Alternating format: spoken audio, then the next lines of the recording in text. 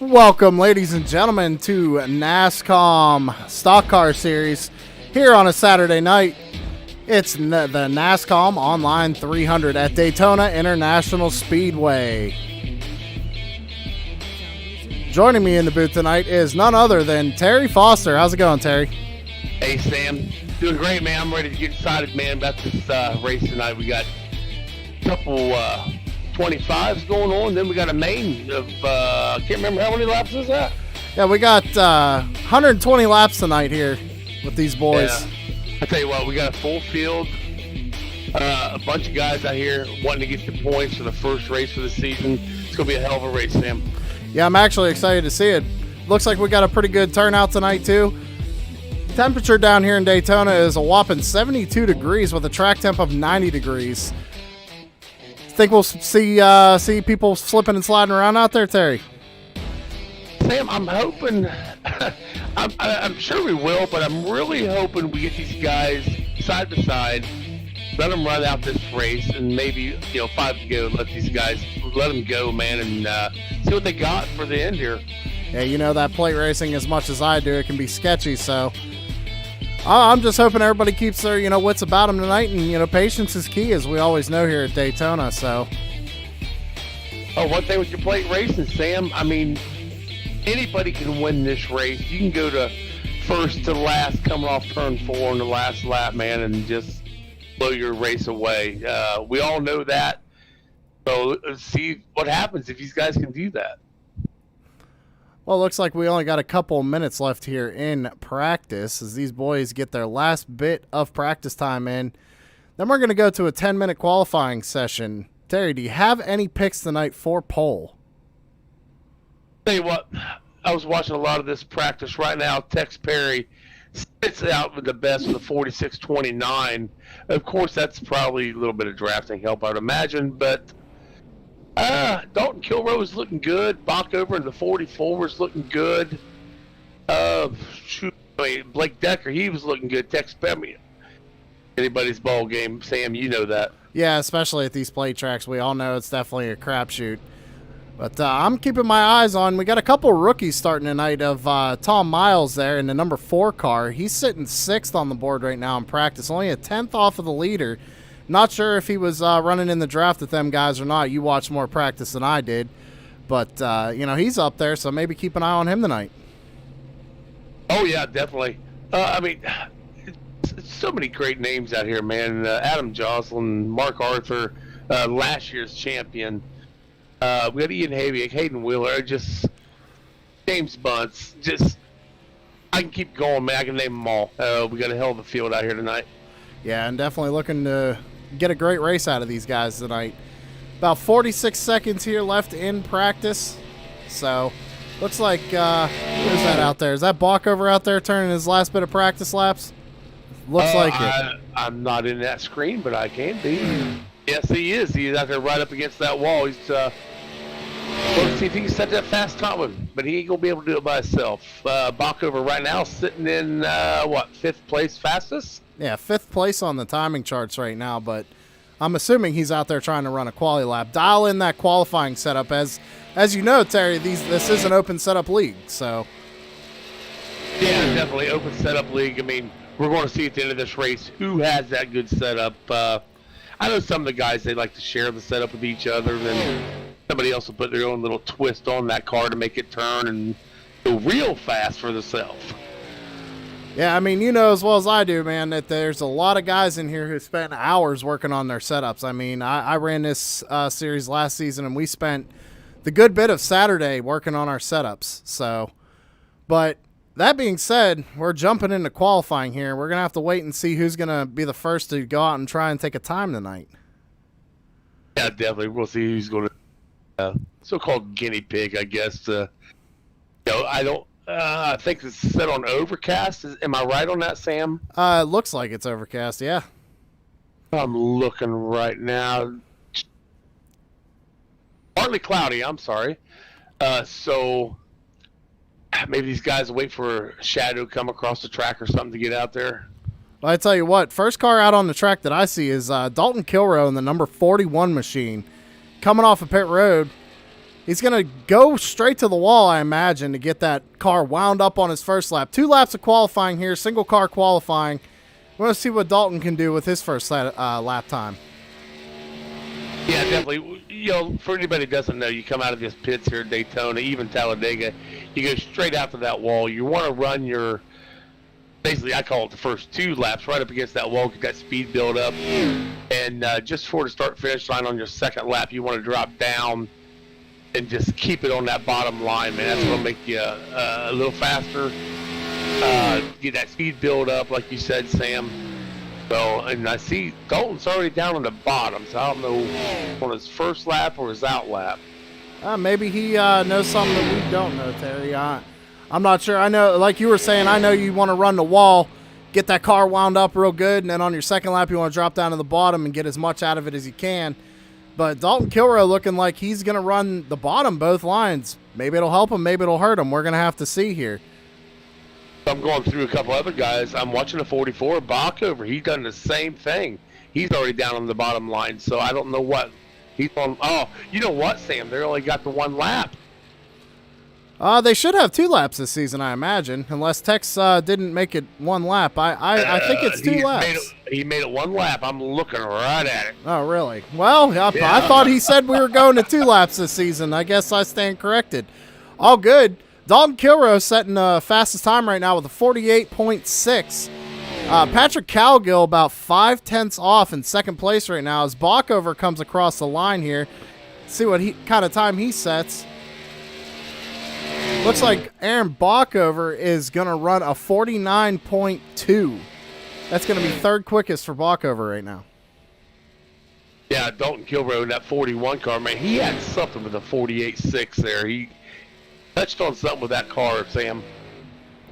Well, Dalton definitely last season was starting to pick up on the setups and everything, so maybe he's got that car dialed in for this evening. Let's see who else we got out on track. Mark Arthur, your past champion in the number 12, is coming out on track. In the My Little Pony machine, classic pink paint scheme from Mark Arthur. There's something interesting, Sam, I want to touch on the 92 of Blake Decker. He jumped in here not 20 minutes ago and told these guys, hey, man, I don't have my VR. I actually have to run with a TV screen or a computer screen or whatever he's using. Dude, he just laid down the second fastest of the 48.6. So, watch out for Blake Decker in that 92 tonight. Not only that, see him pop up on my timing and scoring. The boss, Tex Perry, laying down a 48.7 along with Mike Timpton with 49.1. That knocks Backover down to second place. But Mark Arthur is taking his qualifying lap time right now as he's running the bottom again. So, like you said, with that 1 lap, they're going to have to nail it on that 1 lap. Yeah, definitely jump out there. I mean, you have to get to that wall, evidently, right there with the blue cone. Get your out lap going, and you better be on the bottom when you take that green flag. Let's see here. Mark Arthur going into, where's he at here on track? I believe he's coming out of turn 4 there. Turn 4, coming through the tri-oval and across the line. What kind of time is Mark going to set? Mark Arthur, no surprise there, Terry, knocks Dalton Kilrow off the pole with a 48.52. 48.52 for Mark Arthur. Right now I'm watching the 16, Ian Haybick in his TRJkarting.com car. He has got that baby stuck on that yellow line. Let's see what he does. He should be coming across the line. He 11th place with a 49.5. Not bad for Ian. No, not at all, not at all. You and I raced with Ian plenty of times, and hell of a good kid right there, man. So it looks like so far we've had 6 cars not take a qualifying time, if I'm correct. Maybe, yeah, we have 6 or 5 cars not take a time yet. But Tom Miles out there, he's running his lap. Looks like he's going to drop down to the yellow line and start his qualifying time in that number 4 machine. I am watching right now the 51 of late entry, Hayden Wheeler there, and his MF Racing Design car. Looks like he could get down on that line just a little bit more there. It looks like he's up toward the middle of the track more. Well, as we know, Terry, I mean, when you're running this track on qualifying, you want to stick that bottom line, but when you come off of turns 2 and turns 4, you kind of want to let the car drift up or else you're just going to lose more momentum. So you really don't want to be on the yellow line the whole time. Oh, yeah, you're going to scrub the speed when you come off them turns. You're right, Sam. So Hayden lays down the fourth fastest there in the 48.7. That's fourth fastest for the number 51 of Hayden Wheeler. Let's see here. Tom Miles looks like he just set his qualifying time too with a 49.2. 49.2 for the number 4. Oh, right now, Sam, looks like the 83 Adam Joslin, 14 Marcus McFadden, and 17 of Mike Ellis. They have not got out there on the track yet. Well, maybe they're either electing to take some strategy here, or maybe they're doing something else we're not aware of. But hey, sometimes, Terry, especially at these plate tracks, being up front's all fine and dandy. But in some cases, you want to drop to the back and just kind of ride, tick some laps off. But also, I mean, with Mark being on the pole, Dalton being in second, that's going to lock in your top row before these duels start here in a minute. So maybe Jocelyn and them are just going to be trying to get the best position they can when it comes to the duels. Definitely. I know myself, Sam, sometimes it's just, well, do I want to qualify or not? I'll stay in the back and just run and see what happens. Hey, I just seen a pop-up from Marcus McFadden, because he had to update his computer or something there real quick before he got back out on track. That's the only disadvantage that we have with sim racing is sometimes not only can you have a mechanical failure in the sim, but you can also have a mechanical failure in the real world, whether it be your wheel, pedals, internet, etc. So unfortunate for him, but at least he has the duels to be able to make up a few spots if he can. Yeah, he's got plenty of time. We got 50 laps basically in the duels, 25 and 25. Then we got a race after that. So, yeah, I think he'll be okay. Well, let's see here, Terry. Terry, can you see how much time we got left in qualifying? Looks like, 10 minutes? Less than 2 minutes, about 1 minute and 45 seconds. Well, that blew by quick. I tell you what, we're going to be getting going here pretty shortly. One more time, I'm going to go ahead and bring up, let me see here. If I can find it, I'm going to bring up your race info one more time just so everybody can get a good look at that. Nascom Online 300, we're going to be starting with the duels. The duels is going to determine the inside row from third place on back. The second duel is going to determine the outside row from, fourth place on back. So 25 laps each should be interesting to see because there's no points on the line. It's just for position.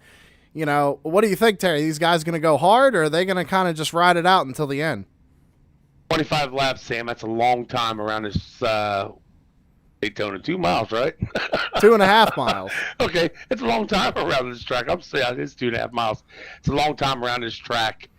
I'm already putting strategy in for my next race and what I'm wanting to do. So I can see these guys just chilling out for maybe 20 laps. 5 laps. It's time to go hit that pedal and get that drafting and get around your guys out there so you can hopefully get in a good starting position at the feature here, or the main, I guess. All right. Excuse me. It looks like our track temperature went up 2 degrees so far. Regular temperature is 72 degrees here at Daytona International Speedway. So basically right now, Terry, it's just going to be seeing what these boys are going to do in the duels. And honestly, I'm not sure what we're going to see. I mean, if it was me, I'd be riding around in the back, maybe make a drive for the last spot. But you got to figure that, you're basically in the race regardless. It's just for a better starting position. And even in the race, you might want to drop back anyway. So it's going to be real interesting to see what these guys do here. Oh, definitely. I tell you what, I'm stoked to watch this. And, I want to say thank you for allowing me to come on board with you tonight to call this out. Yeah, not a problem, man. I'm actually glad to have you here. It's nice to have a second in command here in the broadcast booth. As you know, I'm completely new to this whole thing, so I hope everybody out there watching is enjoying the very first race of the season for Nascom Online. And I hope y'all enjoy it because I plan on doing this the rest of the season. Real quick, Sam, why is Blake Decker get the first spot? Have any clue why? Blake Decker first spot. Well, he qualied in where was it? Third place, right? I thought fourth. So, well, if he qualified third place, it's all odd numbers for the inside row, right? Oh crap. Yeah. Never mind. I forgot. That's how the heat racing works. Oh man, I apologize for that. Oh, that's all good. Looks like we're just waiting on old Blake here to grid up and get these boys rolling here. It's always one guy. It's always one guy who has to grid up. right there when the clock ticks 59, he's ready to get in there, or about zero, I guess. Well, I guess even like in real life, Terry, you know, we got 2 duels, so we got all these guys who are going to go out there racing in the first duel. Kind of gives the guys in the second duel an advantage. They can see how the cars are drafting on each other, what line's working the best, who's working the best with who. Maybe make some friends here for the main event tonight. It's going to be interesting to see what happens when we get to that main event tonight when the guys in the second duel get the information from the guys from the first duel. Yeah, definitely. I'm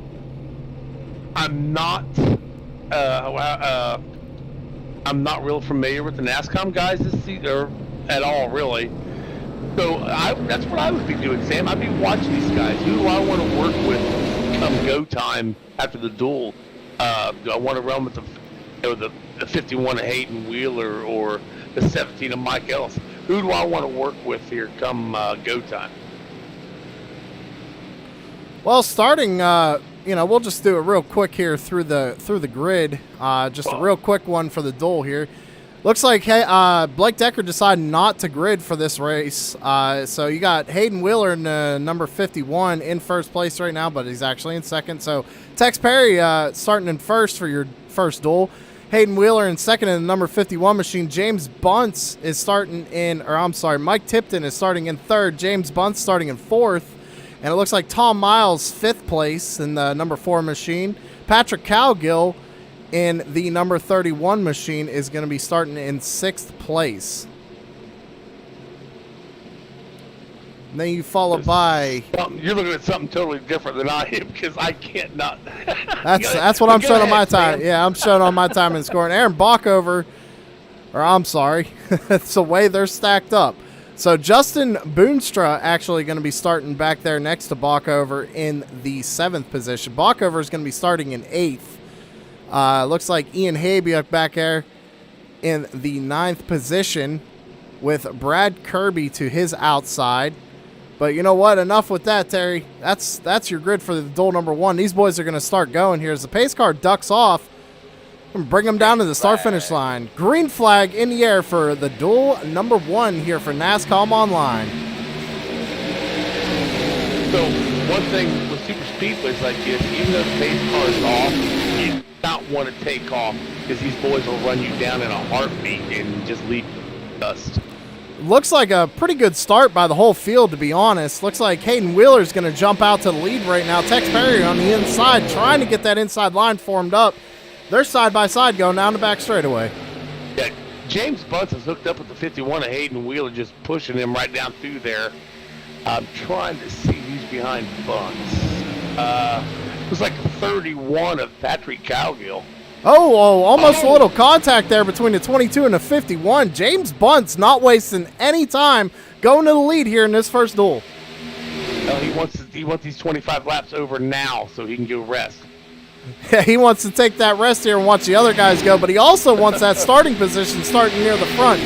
Looks like everybody's starting to single file out a little bit here, but Hayden Wheeler's stuck on that top side by himself right now. Tex Perry looking to jump to the high side with him. Yeah, Hayden Wheeler's going to need some help if he wants to get up front again. The 89 jumps out there. Brad Kirby, maybe with a little help if Tex Perry and that 85 runs up there on him. Looks like Hayden's going to get a little help here from the number 89 machine of Brad Kirby as the outside line starting to form back up. Looks like we got Tex Perry also in the outside line and the number 23 of Justin Boonstra. kind of watching Mike Tipton in that 55. He is slowly catching up to that 44 there and bobbing over. And bringing along with him is the 4 of Tom Miles on that bottom line. Yeah, the bottom line definitely looks like it's forming up a lot better than the top line. But that top line, with a little bit of side draft and that, they're sticking with them right now.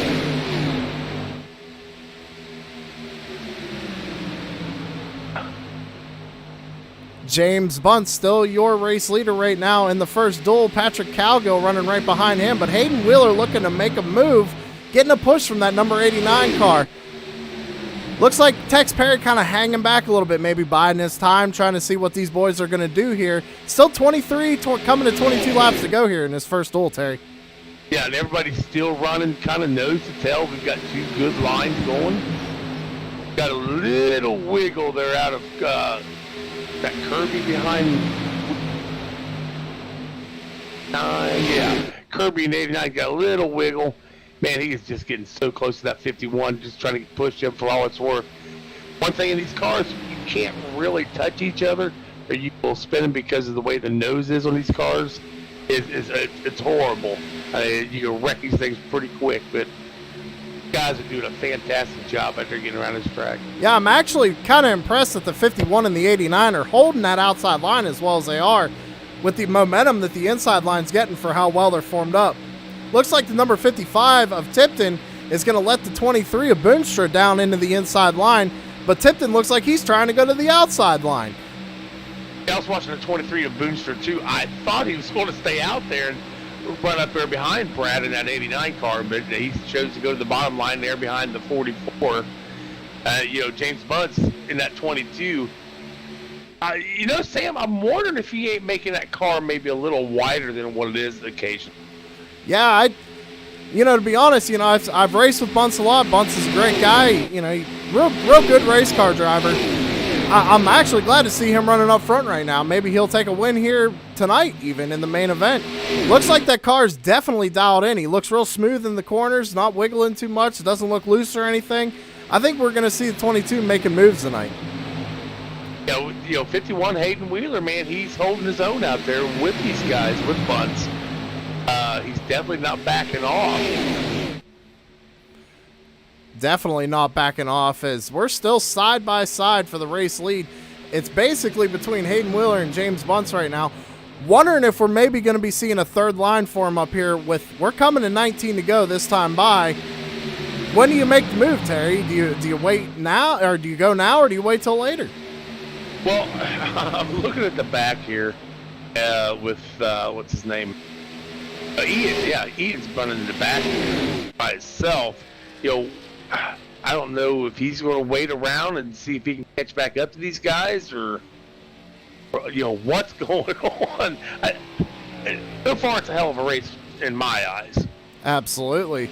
Back up to the front, James Bunce and Hayden Wheeler still duking it out. And by the way, Terry, 25-lap race. According to my info, these drivers can only go about 25 laps on fuel. Yeah, I think they're going to have to stop. Matter of fact, as I talked about him, he is pulling in the pits right now. The number 16 of Ian Habiet. I want to stay on top of him and see what he decides he wants to do here. Looks like Ian Habiet might have went off track. I'm not showing him on my timing and scoring. Yeah, says he entered pit lane. Oh, okay. Yeah, he's in his pit box right now. So, gonna go a lap down here, but will that help him? I'm not sure. With being by himself, I'm not exactly sure. Back up front, though, James Bunce, Hayden Wheeler still duking it out with Patrick Calgill and Brad Kirby in the 89. Your top four. Aaron Bockover sitting in the 5th position right now behind Patrick Calgill, getting that inside line still formed up with the number 4 of Tom Miles. Watching the guys come off turn 2 back here. I was watching the 89 of Brad Kirby. Got a little squirrely. I don't know if he lost the air or what happened to him, man, but I think he wanted to wreck, but he didn't wreck. Yeah, as you said a couple of times now, that 89 car's looking a little squirrely. Maybe his car's a little loose. Maybe he'll have to dial that in before the actual race tonight. But I tell you what, he's staying hooked to that number 51, and they have not left that outside lane. Yeah, the top 5 has not changed position since this race started. James Bunt's running first. Looks like maybe. Okay, now Hayden's actually pulled up. Hayden Wheeler running second. Patrick Cattleville third. Brad Kirby fourth. Aaron Baco at the top 5. Going back through the field a little bit further, you got in 6th place Justin Boonstra, rookie to the Nascom Online Stock Car Series, and Mike Tipton back there running in 7th place, trying to make something happen on that outside line. Behind him, you got Tom Miles running in 8th place, it's showing for me, but he's on the inside line trying to make a move and work with that inside line, try and gain some positions. Behind him, you got the 13 of Doug Thompson, prior champion in the Nascom Online Stock Car Series. And then behind him, you have Tex Perry and Marcus McFadden rounding out the back of the pack. I'm assuming that those two might be working together, might be biding their time a little bit to see what these boys up front are going to do.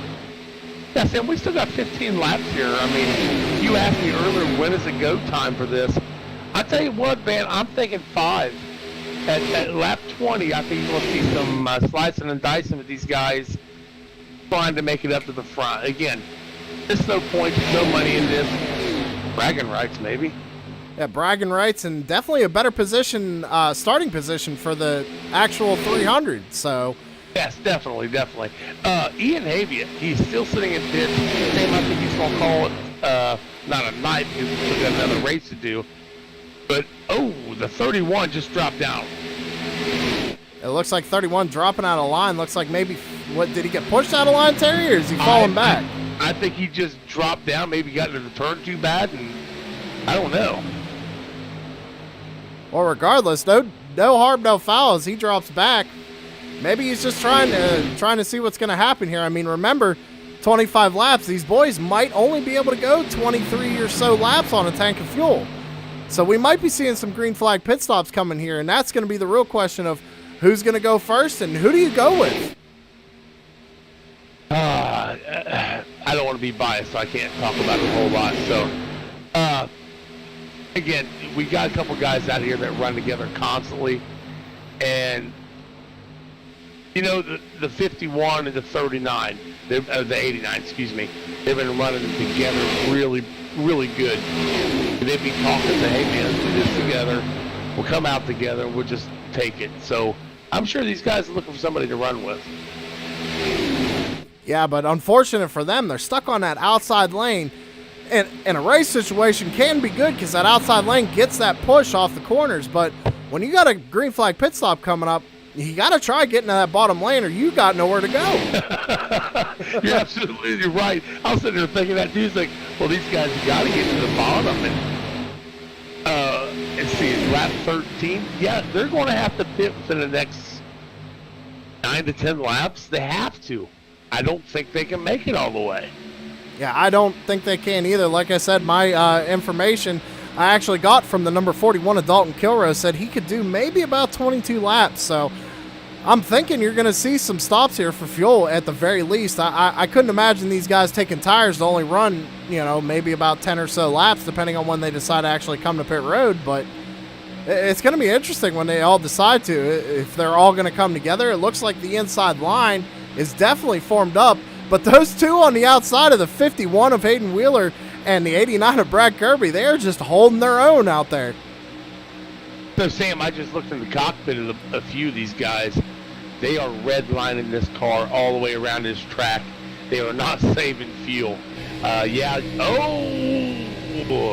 Hayden Wheeler trying to get that front spot there. Had second thoughts on that, excuse me. To go back to the outside. But yeah, these guys are not saving fuel, so this ought to be pretty cool. Across the line. James Bunt, still your leader.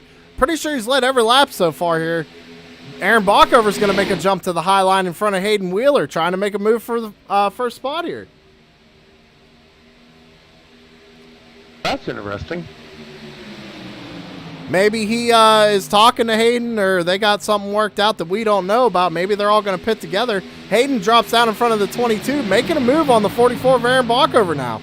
I'm wondering if the 22 Hayden call out. Oh, 89, all out of shape, gets it saved. These guys are going to back off a little bit. Nice save for the number 89. No harm, no fouls. These boys keep racing. 10 laps to go this time by. Everybody should be starting to think about getting down to the bottom. I'm thinking that as well, Terry, because according to my timing and scoring here, I believe the 85 of Tex Perry, who's running all by himself right now, as this lead pack's starting to catch him on the back straightaway. He has already pit. So I'm wondering if he's playing a strategy that we don't know. But being by yourself here at Daytona, you know that can be a mistake or it can be a blessing. Yeah, I think I would have tried to pit with a pack or at least with another car. You can get out there and make up some good time with 2 better, 4's even better. I wouldn't know why Tex would do that as soon as he did. Well, again, a little wiggle there from number 55 with Mike Tipton. Tipton got touched a little bit. These guys are going hard, and this is only duel 1, boys. We got a whole main event to go. Yeah, the 89 actually didn't door slam. He just got down to his passenger side door there a little bit and pushed him down. But you know what? That little wiggle out of Tipton got the 89 of Brad Kirby down on the bottom. And it leaves James Bunce in the 22 out to dry right now. I don't know, Terry. We're coming right now. It looks like the 8 laps to go. And these boys still haven't pit. The 51, Sam, at the beginning of this race, he's been on that outside constantly. And now he's leading this race as they all go by. Wow. As they all go by the 85 of Tex Perry.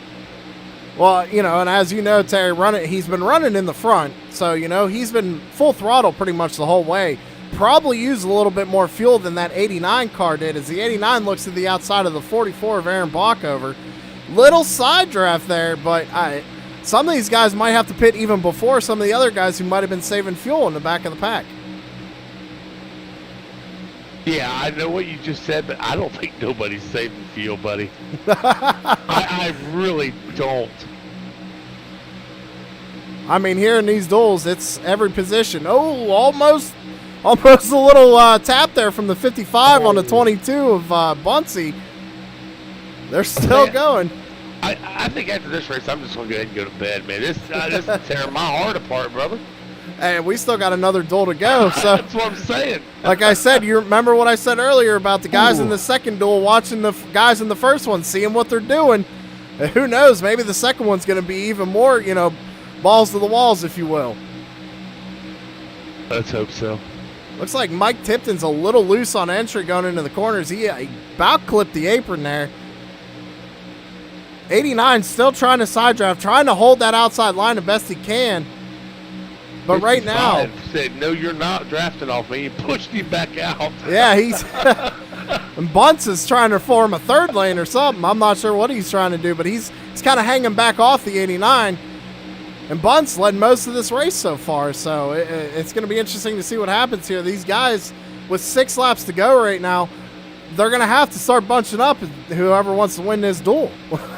Okay, I got Hayden Wheeler. I've got Aaron Bach over to 44. Had just called out pits next time by. Well, there we have it. Now, like I said, I know they could only do about 22 laps, so we're going to have to see what happens here on pit stops. Okay, only because I am going to be biased in this race just for a minute. I am going to watch the 44. I know he's had problems with his pits this week. I just want to see what he... 4 cars on pit road, 44 of Aaron Bach over the 51 of Hayden Wheeler, 22 of James Bunce, and a 4 car of Tom Miles, another rookie here for the Nascom Stock Car Series, as they come down and get their service. This is a good thing, Sam. They're all just probably most likely going to take fuel. 4 cars come in, 4 cars come out, nose to tail. They'll get around this track pretty good. Absolutely. They shouldn't lose anything. Looks like nobody deciding to take tires. Kind of assumed that one. But they're going to come back off and get back on track, because this big pack is still out there double file. So we're going to have to see what happens this time by. Everybody looking like they're ducking down pit road except for 2 cars. I believe that was Tex. And I'm not sure who the other one is there. Who is that, Terry? I don't know. I'm stuck on the first 4 guys. I'm going to watch these. I'm trying to watch Tom Miles It's going to take Tom Miles to catch up to James Bunce, to push him to catch up to Hayden Wheeler to get back up to Bockover. Right now I'm showing the one behind Tex is the 14 of Marcus McFadden. He is your race leader right now as a stand. With everybody else coming off pit road, looks like there's about 4 cars. The 89 looking like he got a little, held up there on pit road. So it's going to be 4 versus 4 right now.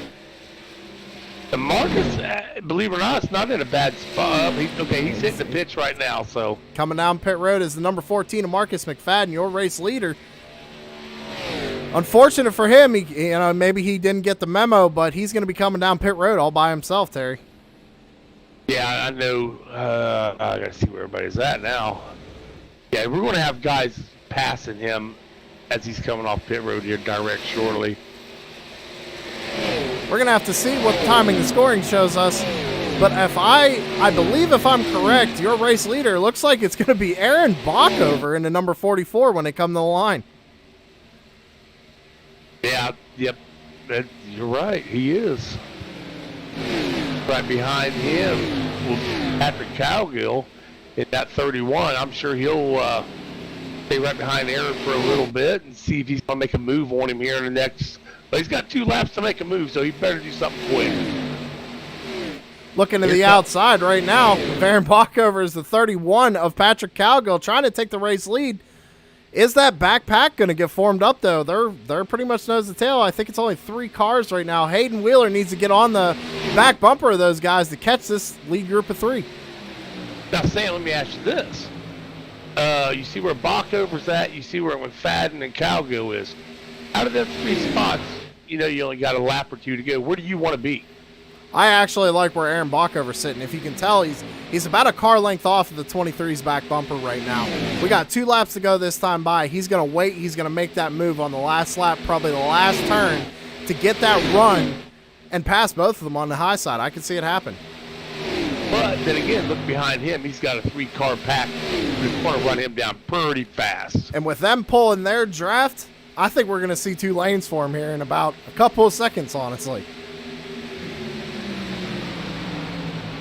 Aaron looking to the outside. Looks like Hayden's going to try and go with him as Hayden's looking to the outside as well. Aaron Bockover, big side draft on the number 23 of Justin Boonstra. Yeah, we've seen Hayden Wheeler in the 51 and the 44 of Bockover kind of work together there in the pits. Well, last lap, Terry. We're going to have to see how the cards fall. Right now, it's a race between Patrick Cowgill in the 31 and Aaron Bockover in the 44. Hayden Wheeler in the 51 is going to push Aaron Bockover, it looks like. What a good spot. Down the back straightaway for the final time in duel number 1. Side by side. Those 2 cars may be faster than those 3. Yeah, Hayden got right up to that bumper, that 44, number 23. Of Justin, he's doing also the same thing to Patrick. 31 there. Coming out of turns 3 and 4. Hayden Wheeler to the outside. He's 4 wide. 4 wide for your win. I can't even call it. I can't even call that one. I'm going to say the 31. But Patrick Cowgill. Wow. Patrick Cowgill, 4 wide for the win at duel number 1. But Patrick Cowgill is going to come out on top. We got Patrick Cowgill finish first. Justin Boonstra second. Aaron Bockover third. Hayden Wheeler fourth. Doug Thompson fifth. And Mike Tipton sixth. You want the other ones?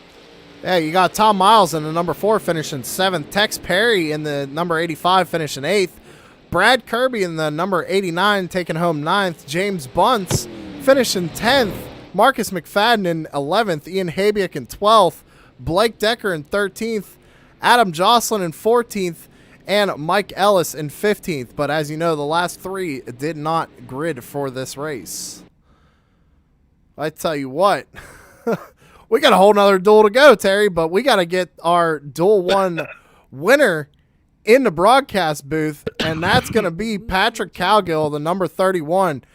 Patrick, how did it feel out there? How was that race in general? We were on the edge of our seat up here the whole time. Well, at the start, it was kind of a little scary because the guys were like weaving back and forth, and then after that pit stop, I honestly didn't think I was gonna have any help, but the 44 went to the outside and kind of stuck the other guy behind me, so it ended up working out. Are you still on the edge of your seat like we are? I mean, that was a 4-wide finish for duel number 1. Yeah, I was definitely freaking out coming there to the line.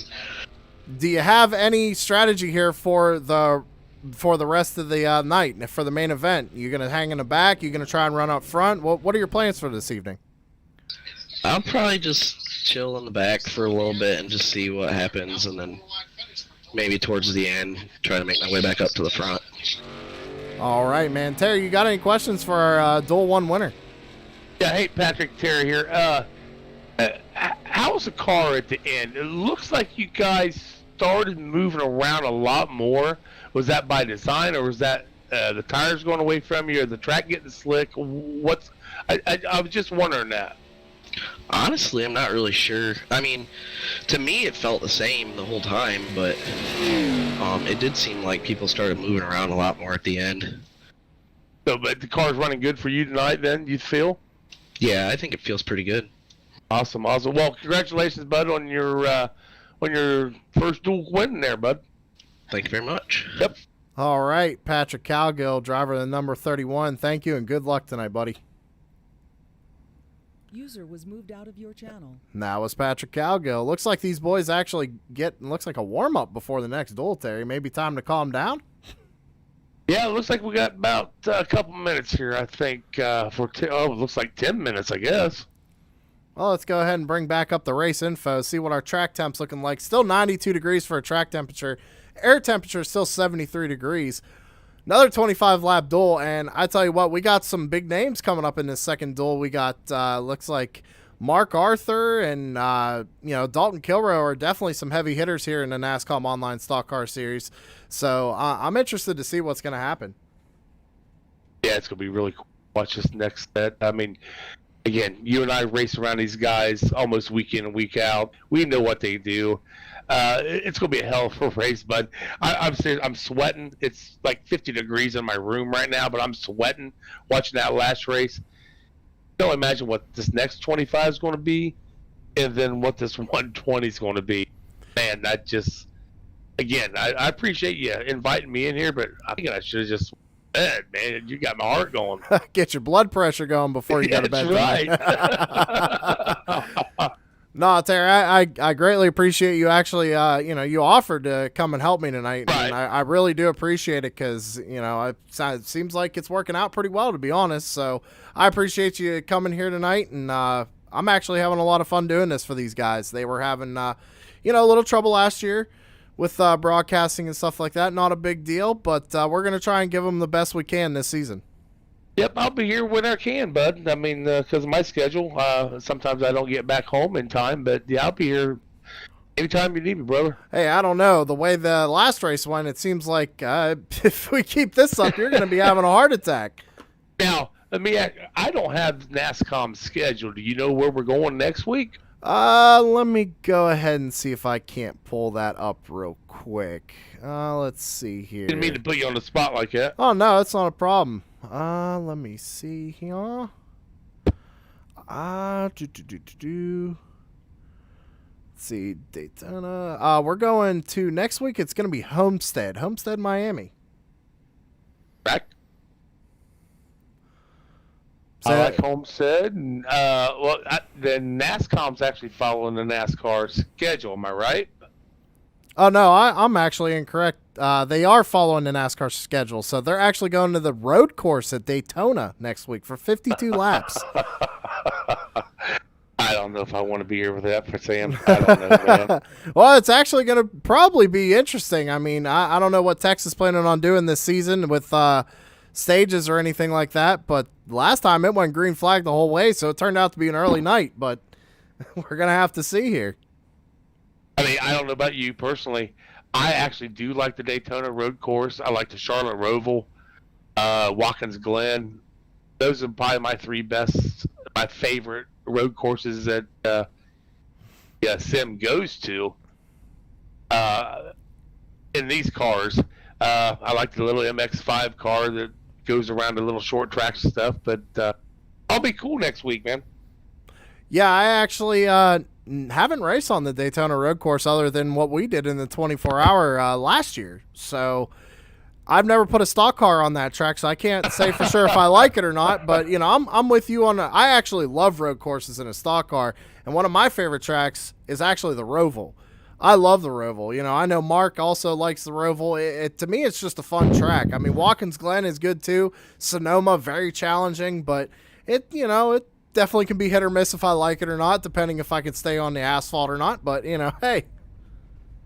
Well, Sam, it just falls back to. I mean, I've preached it. I'm sure you've probably preached it. Mark's preached it. Don't race the other cars. You're just racing that track. You know, you want that track to be yours, and that's all you're doing is racing that thing. Yeah, every now and again you pass somebody if you can, and you're absolutely right there. You're racing the track more than you're racing the people, because to be consistent at a road course is rather difficult. You can mess up one turn, but be completely flying in the next one. So it's definitely hard to tell. Looks like we got one car out of there for this little warm-up session, and it's the last. It's Aaron Bach over in the 44. Oh yeah. He didn't have enough of that 25 lap race, evidently. Maybe he's just trying to dial something in for the next part of the race tonight. You know what? Now's a good time to do that. That's absolutely true. You know, get out there and maybe turn a couple of laps, and maybe add a little track bar or take some out, whatever you got to do to get that car dialed in. Sure. I mean, we got just shy of 3 minutes left before go to the next qualifying for the next race. So if I'm not mistaken here.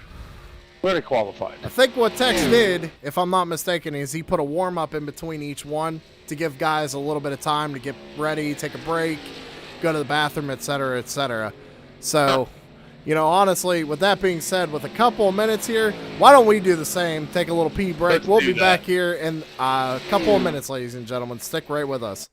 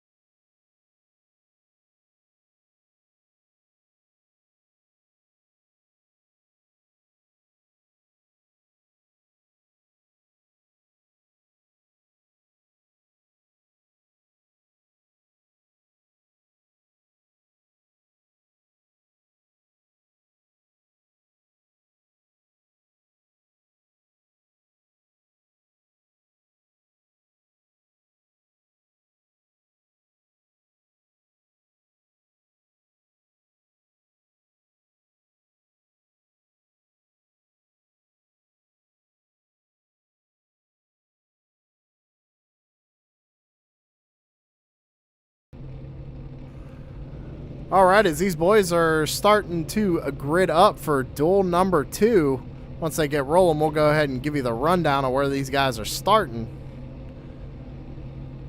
As you can see on timing and scoring tower for yourself, you can see where everybody's going to be starting right now. Looks like we're waiting on one driver to grid. Oh, real quick here, Sam. I seen, I think Justin finished 4th the last race. Justin Boonstraw, the 23, got a penalty that last race. He would be at the tail end of the field when they go for the 120. I'm assuming that's probably for him going below the yellow line. Yes, sir. That's exactly what it was. Well, we all know as in NASCAR, that is a rule.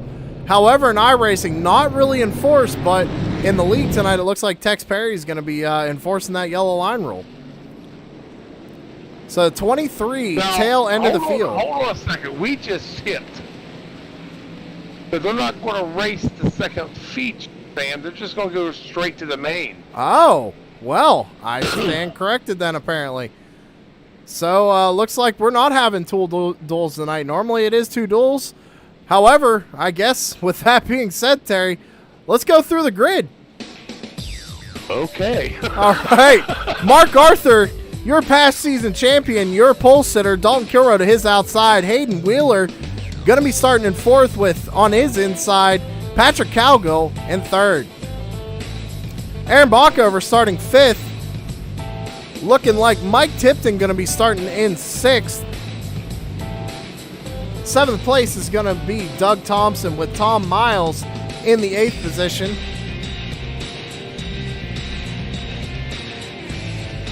Take it from here. If you want, yeah. Looks like Tex Perry will be starting 8th in his 85 car. No, Tex Perry will be 9th. I'm sorry.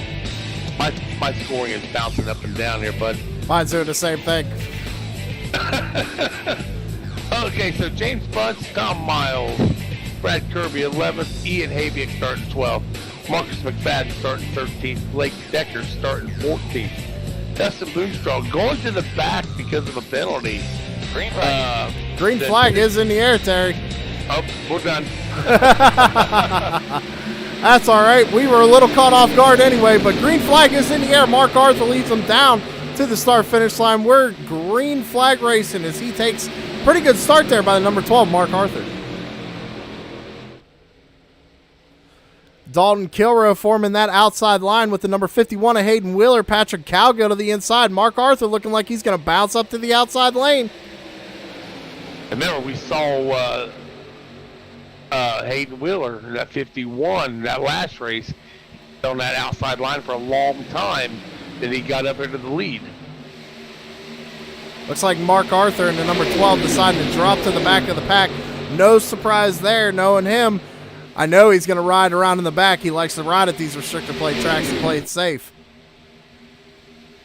I'm looking at the back now, the 92, Blake Decker, the 14 of Marcus McFadden. They're just hanging around down the back. Mike Ellis and Adam Joslin did not grid up, so those guys are a no-show tonight.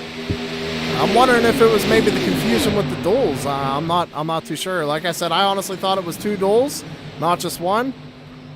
So hey, Mark Arthur into the wall. Mark Arthur into the wall. Let's see what's going on with old Mark Arthur there.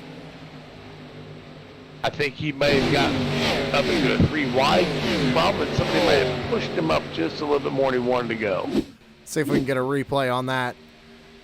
Mark Arthur was definitely up high into the outside wall. Looks like he just came off the corner and just got, right into the wall a little bit on his own. It didn't look like nobody touched him or pushed him up there. It looks like he just scraped it on his own, Terry. I'm watching Mark now. I'm hoping he doesn't lose that draft. That's going to hurt 12 of Mark Arthur real bad. Well, with 120 laps to go, we're not sure what exactly is going to happen. But him being by himself definitely is not going to be good for him for sure. Back up to the front of the pack, though. It's too wide with Aaron Bockover and Hayden Wheeler doling it out for first place. Man, these guys were playing together last race, Sam. Doing a hell of a job again. two lines starting to form up. The outside line not as formed up as the bottom line. We got 3 cars there on the inside line. A little bit of a gap there to Patrick Cowgill.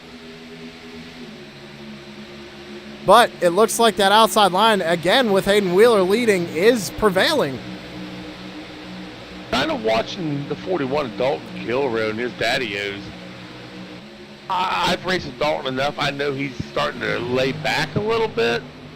Because it seems like he's always up front, man, at the end of something. So I think Dalton's playing some cards here that nobody knows about.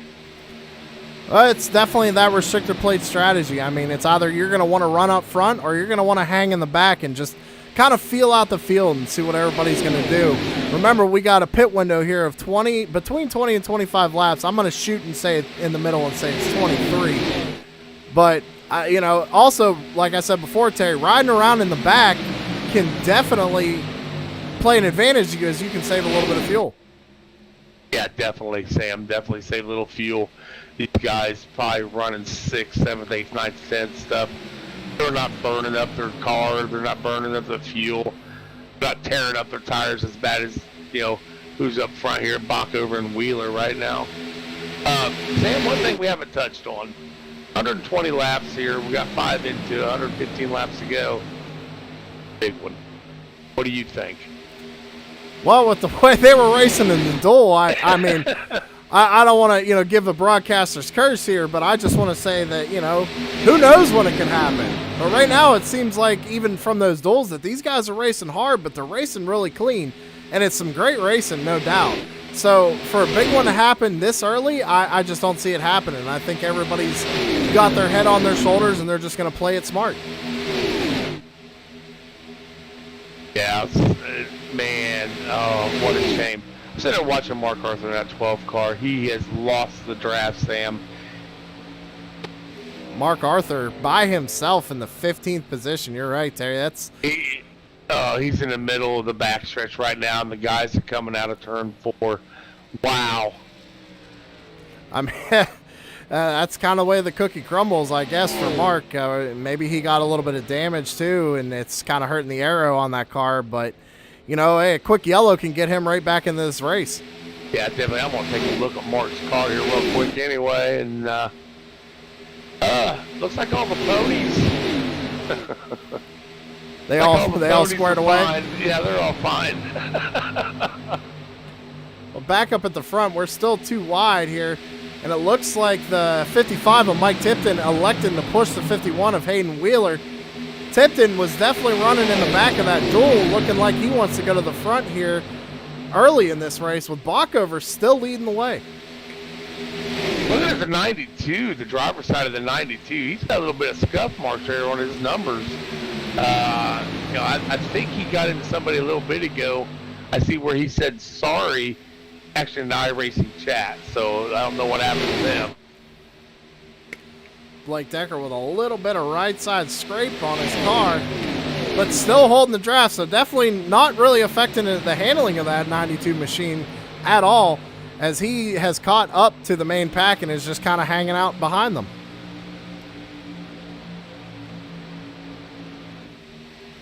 But still, your race leader is Aaron Bockover. Hayden Wheeler getting almost shoved up to the outside lane, it looks like there. That's that inside lane, Terry. It's definitely more formed up than that outside lane, but those two on the outside are holding their own. Yeah, definitely. And we've seen Hayden do that for that last race. There's a couple guys out there, he would stay right next to these leaders. And he's doing it again. Yeah, that side draft plays a big role here at plate racing. You get down, you get that nose right on the rear end of their car and their spoiler, and pull that car right back to you. And it's working for the 51 there on the outside, but, for how long? Because this inside line is forming up, as Hayden's really not getting the run down the back straightaway as he was a couple of laps ago. I was kind of watching to see if Hayden's trying to get any side draft, and he's really not even trying. Matter of fact, I don't see none of these guys really trying to do that, Sam. Well, it looks like we got a group of 7 here, formed up 2 by 2. Then go back to Patrick Cowgill running in the 8th position. He's got Ian Habiak on his rear bumper. And Blake Decker trying to fall in line behind them, maybe get a second line formed up with Dalton Kilrow right behind Blake Decker.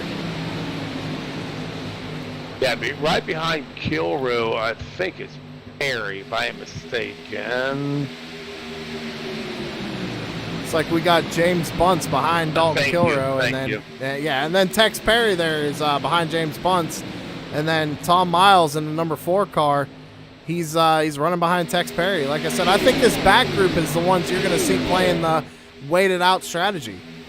Yeah, because as you said Tex's name, I'm watching him. He's not really getting close to the guys in front of him as he could. I think he is playing it safe. You know, let these guys play it out, man. I'll just run up there and start passing them all. And we're 11 laps into this, buddy. I mean, we're looking at pit stops within the next 10 to 13 laps, probably. And that's also going to be interesting because, once again, Hayden Wheeler and Mike Tipton stuck on the outside with the number 14 jumping up behind them. Now, like you said, Terry, we got green flag pit stops coming up. You don't want to be on that outside lane because you ain't got nowhere to go unless that whole inside line decides to go with you. It's going to be interesting to see who goes with who and what strategies are going to play out tonight. In my past experience, Sam, I don't know about you, but a long race like this, I want to get to the bottom as soon as I can. I just want to stay there and ride. Plan my strategies out, be comfortable. That's all I want to do is ride around for a while. And I think that's what we're starting to see. Maybe, because you see the 92, the 41, and the 85 back there, they're all working together. I could see them coming down pit road all together.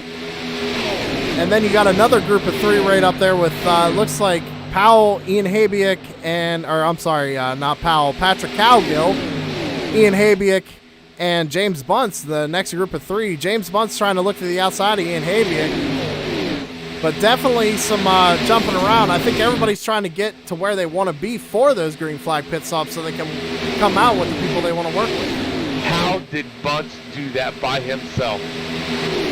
He definitely got a huge run on the outside. Lord, he sure did. Right past the 16, right past the 14. How did he do that? It looked like I'm assuming that those 2 cars are kind of hanging back as Ian Habiak actually goes around to 31 of Patrick Cowgill as well. So maybe Patrick's trying to save a little bit of fuel. Remember in his interview, he said he was going to try and just hang out and see what happens. So, Ian Habiak and James Bunce are up with this lead pack. So maybe they wanted to go and Patrick didn't. I am in car right now with Patrick Cowgill. He's not backing off, so I wouldn't think anything's wrong with this car. I didn't see him touch anybody.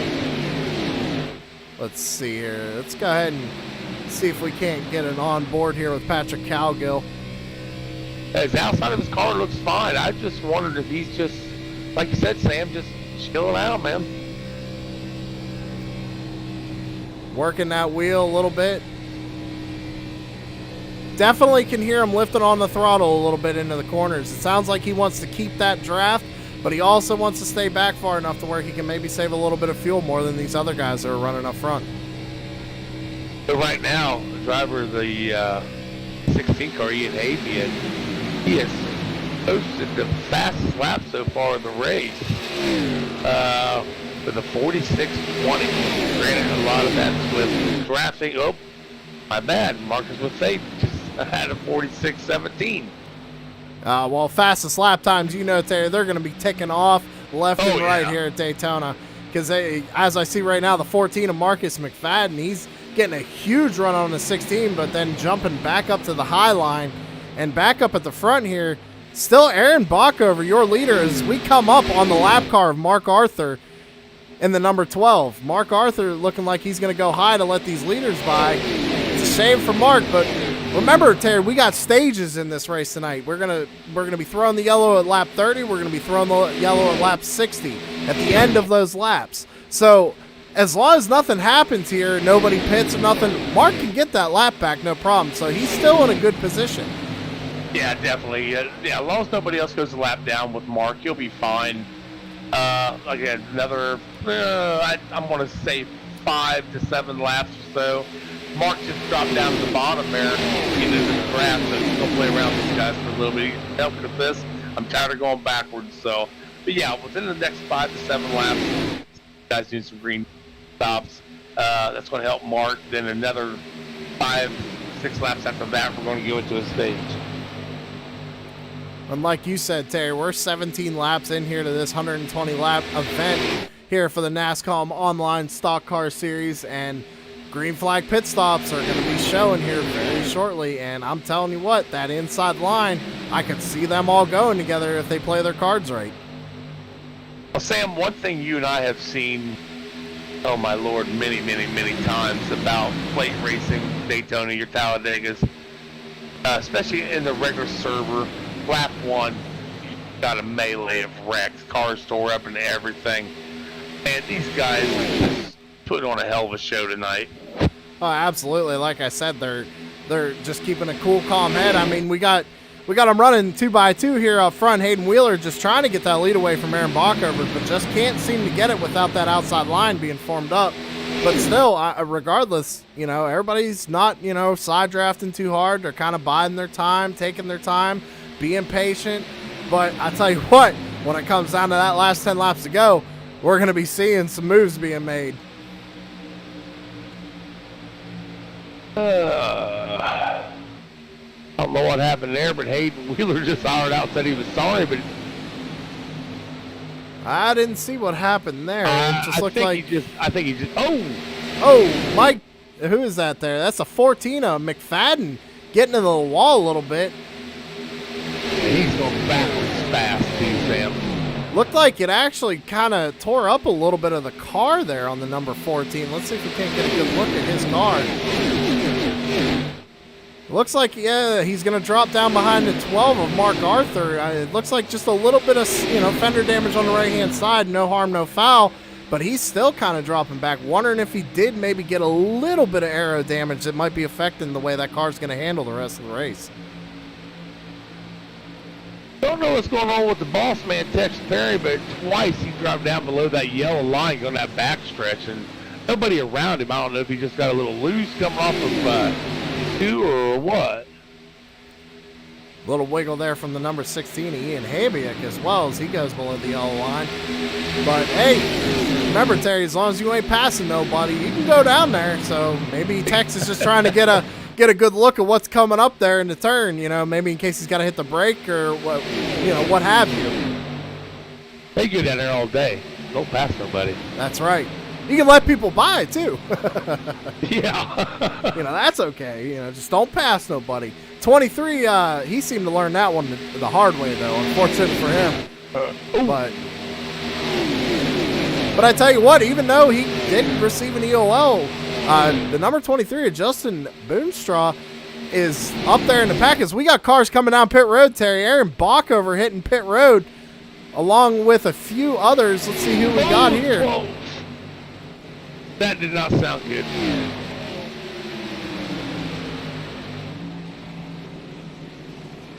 Let's see here. What else? Who else have we got? What in pit lane here? Let's see what everybody decides to do as they get squared away in their pit boxes. Looks like a couple of cars, or maybe just the one car, deciding to take tires. Hayden Wheeler is going to be left in the dust with this pack of cars as they come off pit road, Terry. I'm looking at the 13 car of Doug Thompson as he enters pits. I believe he slammed the wall. Doug Thompson. He did. Coming into the pits, he got it he locked it down. Left side of his car hit the pit wall before he even got to his pits. Well, it looks like the other group, Terry, has also come down pit road right now. See if we can't get cameras on these guys. This second group looks like about to be 7 to 8 cars, all getting into their pit boxes, nice and safe there. 23 is going to get out first, followed by 55 Mike Timpton. Tex the Boss Perry going to follow him out third, but there's going to be a big gap between them and the 14 car. Yeah, by looking at the time, it looks like everybody took deal. Brad Kirby, he had 15 seconds into the pits. I'm wondering if he may have taken tires. Either taking tires or maybe got a little fender damage fixed. Done, yeah. But, you know, you'd think that these guys, they know a caution's coming if you got a little bit of fender damage. And remember, they do have that one quick repair here in Nascom.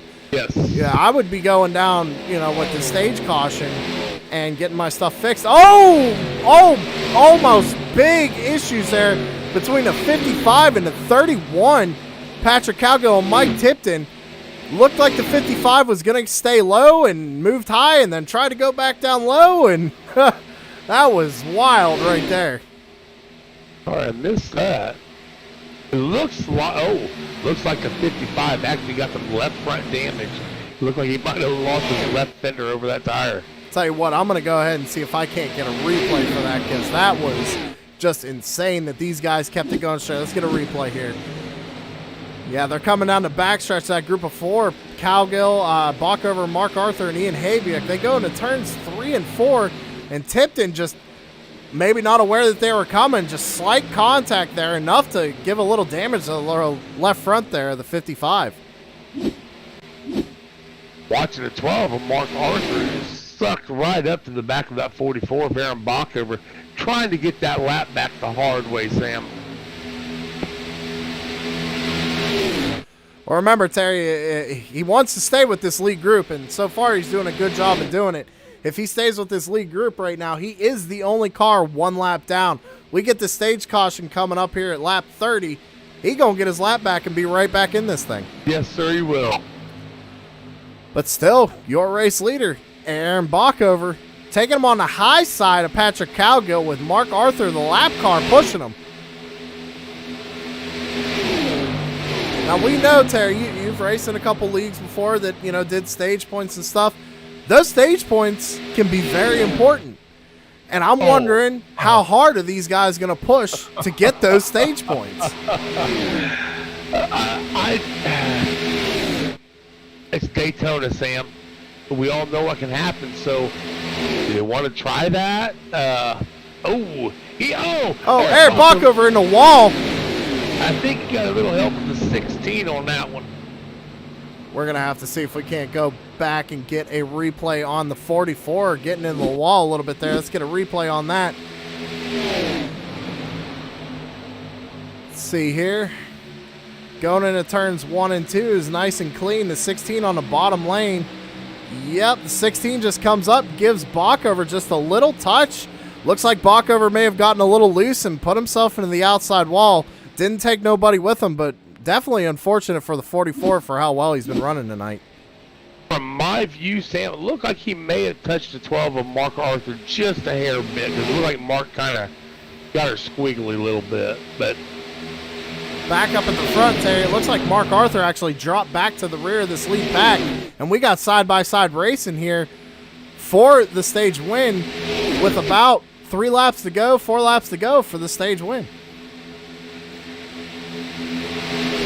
yeah, Patrick Cowgill for that 31 running this. But I talked about him a little bit ago. 41 Dalton Kilroy showing in 4th place right now. Man, he was back there all the way like 10th or 11th. Not 10, 15 laps ago, just chilling out. And talking about the points, I think he's hunting for him now. And also, look behind him, somebody else who was hanging out in the back was that 92 of Blake Decker. He's right behind that 41 of Dalton Kilroy, and also another person hanging in the back, the 85 of the boss, Tex Perry. I was about ready to say the same thing. So, yeah, these guys were, I guess they had their little strategy going, Sam. What's wild is that all these guys got bunched back up. I mean, your next group is, it looks like James Bunce and who else we got back there? Brad Kirby back there in 8th, 9th place with, it looks like Marcus McFadden following behind them. Behind those guys is, like I said before, Hayden getting held up on pit road. He's all by himself on the back straightaway. Watching the 89 at Kirby right now on the back of the 22 of James Bunce. He's going to have to be careful touching that car like he just did. He had Bunce every way but backwards. I tell you what, though, as long as he doesn't turn him, If you can push like that, more power to you, in my opinion, because that's just going to make you faster. Back up at the front, though, Terry, we got 3 wide going for the race lead. Dalton Kilrow and Blake Decker making a 3rd line on the top side, putting Doug Thompson in the middle. Doesn't seem like it's going to be forming too well, though, as that inside line looks like it's going to start pulling away. They're more formed up on that bottom line. Yeah, we got 3 wide back here with, I can't see who it is. Okay. Looks like the 12 of Mark Arthur, 13 Doug Thompson, and is that the 41 of Dalton Kilrow? That's exactly who it is. Okay. They're still 3 wide, and Dalton's just going to keep getting shuffled back. Patrick Cowgill, though, leading right now. Remember, the stage ends at the end of lap 30, so they will be coming a 1 to go to the end of the stage here.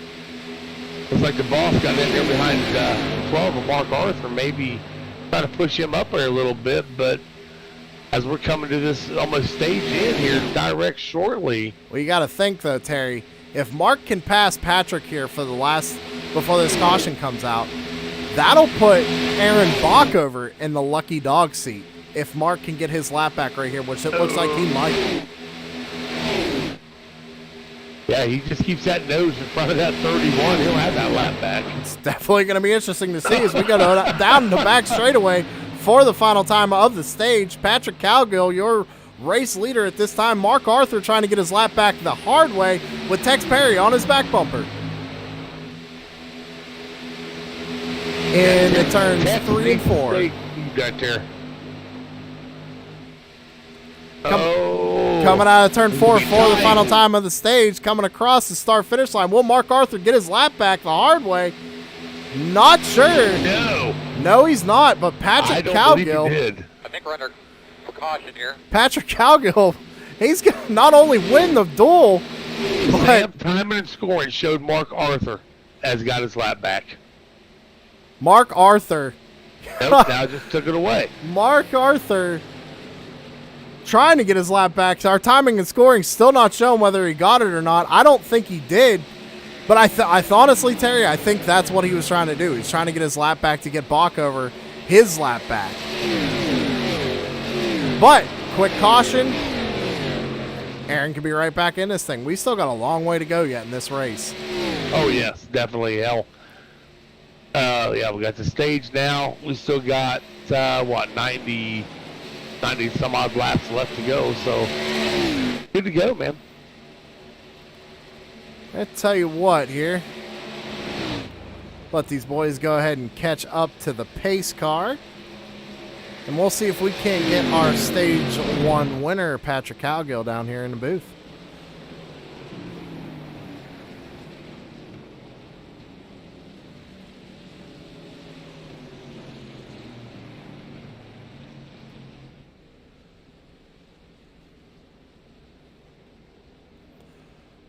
What a wild first stage that's there. I mean, that was well, go ahead. if I'm not mistaken, I think Patrick actually won the first the first race of 25.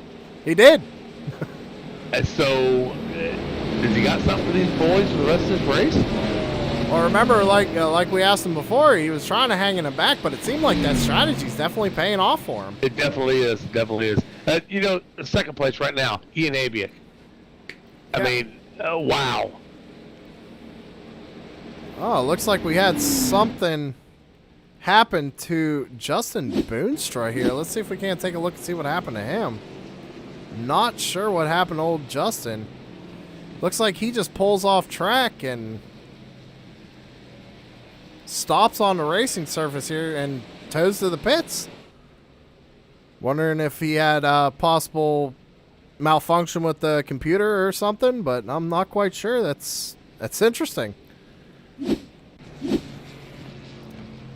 And I don't think they're doing anything to his car either. He's been in there for a long time. Patrick Cowgill's definitely going to win your race off pit road. A few guys deciding to take tires probably get a little bit of their damage fixed.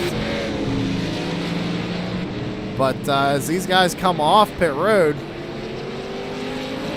I tell you what, Terry, you want to go ahead and take the interview with Patrick here? I'll pull him in.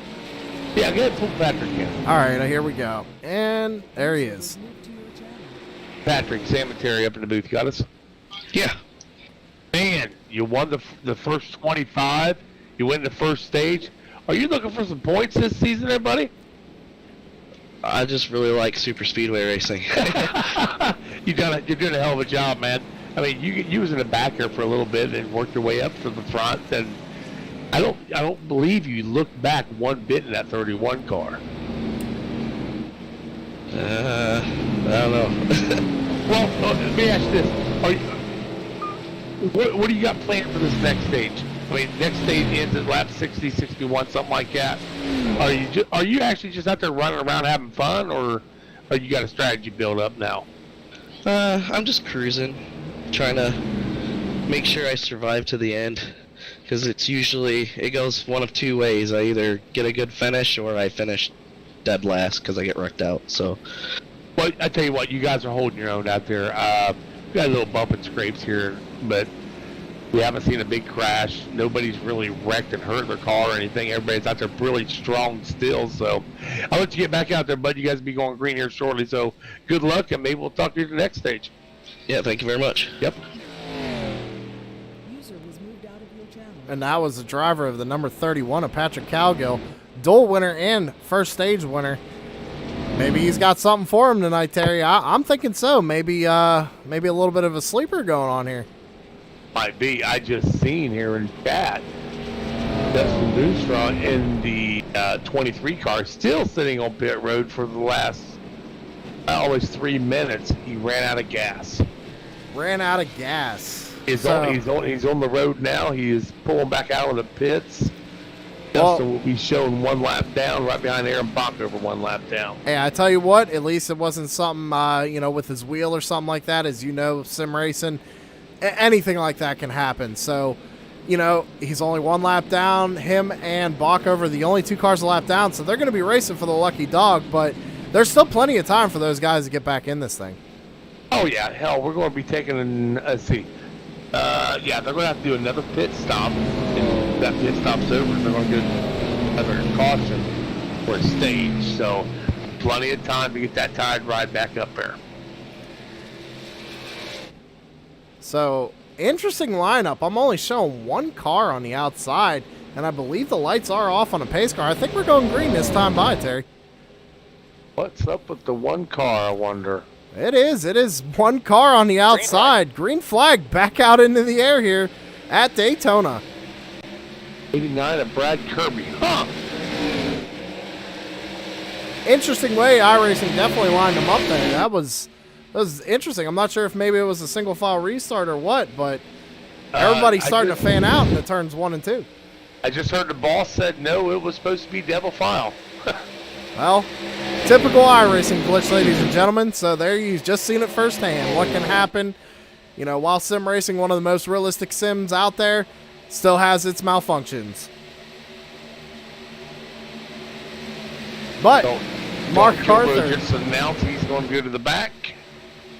Mark Arthur back on the lead lap. We're going to see what he's going to do. Like I said, probably hang out in the back of the field. Like you just said, Dalton Kilrow in the 41 dropping to the back of the field once again. And not bad strategy calls by the 12 and the 41, because anything can happen up at the front. And we both saw that they were both up there with Mark even being a lap down. They were both up there running for a stage win. Yeah, Mark being a lap down earlier, he's actually your pole sitter of the night. Right now he's showing at 8th, and he is making a run to the front. That he is. As he got, it looks like the number 4 ducking out of line, probably dropping to the back of the pack. But Mark Arthur in the number 12 definitely moving up, getting the draft there from the 51 of Hayden Wheeler, going into turns 3 and 4. That will put Mark in the 3rd or 4th spot right there when they cross the line. But right now, coming across the line, too close to call, honestly, but looks like Hayden Wheeler going to be your leader that time by. I tell you what, Mark has that 12 dialed in, buddy. Well, we all know Mark is definitely, I guess you could call him a setup guru. He definitely knows his way around a K&N car. So to see him up front, while honestly shocking at a plate track, it's honestly no surprise. No, not at all, not at all. Ian Hamey just went down at the bottom. I don't know what he's doing. Going really slow. Looks like he's just deciding to drop to the back because he's going all the way to the back because you see the 41 and the 92 of Blake Decker and Dalton Kilroe. They're also way back there in the pack, maybe just, again, riding and biding their time. But look who moved up to the front of the pack here. It's number 12, Mark Arthur. Yeah, we talked about a little bit ago. Right now, yeah, it's not a bad place to be, but come one to go, I don't want to be there. Yeah, definitely don't want to be in the front of the pack with one to go. You just get such a pull in these cars that anything can happen. It can happen on the back straightaway. It can happen, a couple hundred feet before the start-finish line. It's just, that's plate racing. So Sam, look at this. We got Mark Arthur running first, Hayden Wheeler running second, inside, outside. Next two cars are the first two cars laps down. 23 of Justin Bootstraw and the 44 of Aaron Bockover.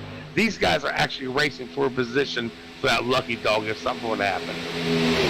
Yeah, so not only do we have a race for the lead, we have a race for the lucky dog position in our midst. And every time across the start-finish line, it's one or the other. But for the way these guys have been racing, which has been a great racing nonetheless, I don't know. It's going to be just basically, I think, a race to the stage now. Who's going to get that lucky dog? As the 51 Hayden Wheeler dropped down in front of Mark Arthur, left the 44 out there to just to hang him out to dry. Well, remember, Terry, the 51 and the 12, they're racing for the lead right now while the other two are racing for the lucky dog spot. But, hey, the 44, Aaron Baca, are holding his own on the outside by himself with that inside line lined up the way they are. I've raced with Aaron a couple times. He knows how to get around a speedway. He's pretty good. Looks like Mark's actually going to jump out and give the 44 a hand here as he goes back to the lead. Interesting play here by the number 12. Like I said, it's not usual to see him up at the front this early in a plate race. No, not at all. So what are you thinking if you're the 89? You got two lap cars in front of you, leaders in front of them. What are you thinking if you're the 89 of Brad Kirby right now? Well, honestly, if I'm the 89, right now you still got about 20 laps to go till the end of the stage. I'm riding at this point. You got three cars, up there battling, four cars, two for the lead, two for the lucky dog. You're doing nothing but saving fuel right here. So if I was him, I'd just stay right in that spot, just tuck up underneath somebody, and I'd be hanging out because these guys up front are going to have to pit before that 89 car does. Definitely. Mark Arthur with it. Up 33. The next pack is led by our stage 1 winner, though, of Patrick Cowgill. Back there pulling about, looks like 5 other cars with him. Let's see if we can't get a camera on him. I'm really surprised these guys aren't catching up quicker, being straight in a line, not running. They're running single file. Really surprised they're not catching up to that lead group. Well, it looks like the lead group here is a lot tighter than that second pack is. So, and especially it looks like about 7 cars versus 6. So they got 1 extra car. They're side by side. They just got more of that aero push than that second pack does. And if that second pack doesn't tighten up, they could lose this first pack. Well, remember, we have Tipton out there. We have Kilroe, and we have Decker. We know those guys wanted to go to the back. So are they holding back here now just because they can? That's a good question. I mean, I imagine that they are, but like I said, I'm imagining they're going to be holding back, and then once we get down to about 10 to go, maybe after green flag pit stops cycle through here, if we get green flag pit stops, you're going to see those cars back up at the front again like we did in the first stage. Oh, definitely, definitely. It looks like they're trying to form that second lineup, but, I mean, they're not losing the draft either, so... But, I mean, Mark Arthur up there side drafting the 23 like crazy. James Bunt still can't decide which lane he wants to run with as he keeps bobbing back and forth, trying to decide who he wants to run with. He keeps going high, keeps going low. But these guys are just putting on one hell of a show tonight. Yes, man, I tell you what, I'm happy to be here, buddy. I really am. I know I keep referring back to that and going back to it and all that crap, but I'm having a blast here. I tell you what, Terry, while these boys are green flag racing, I'm going to go ahead and do a crank it up and give us about a minute break here. Good boy, let's do it.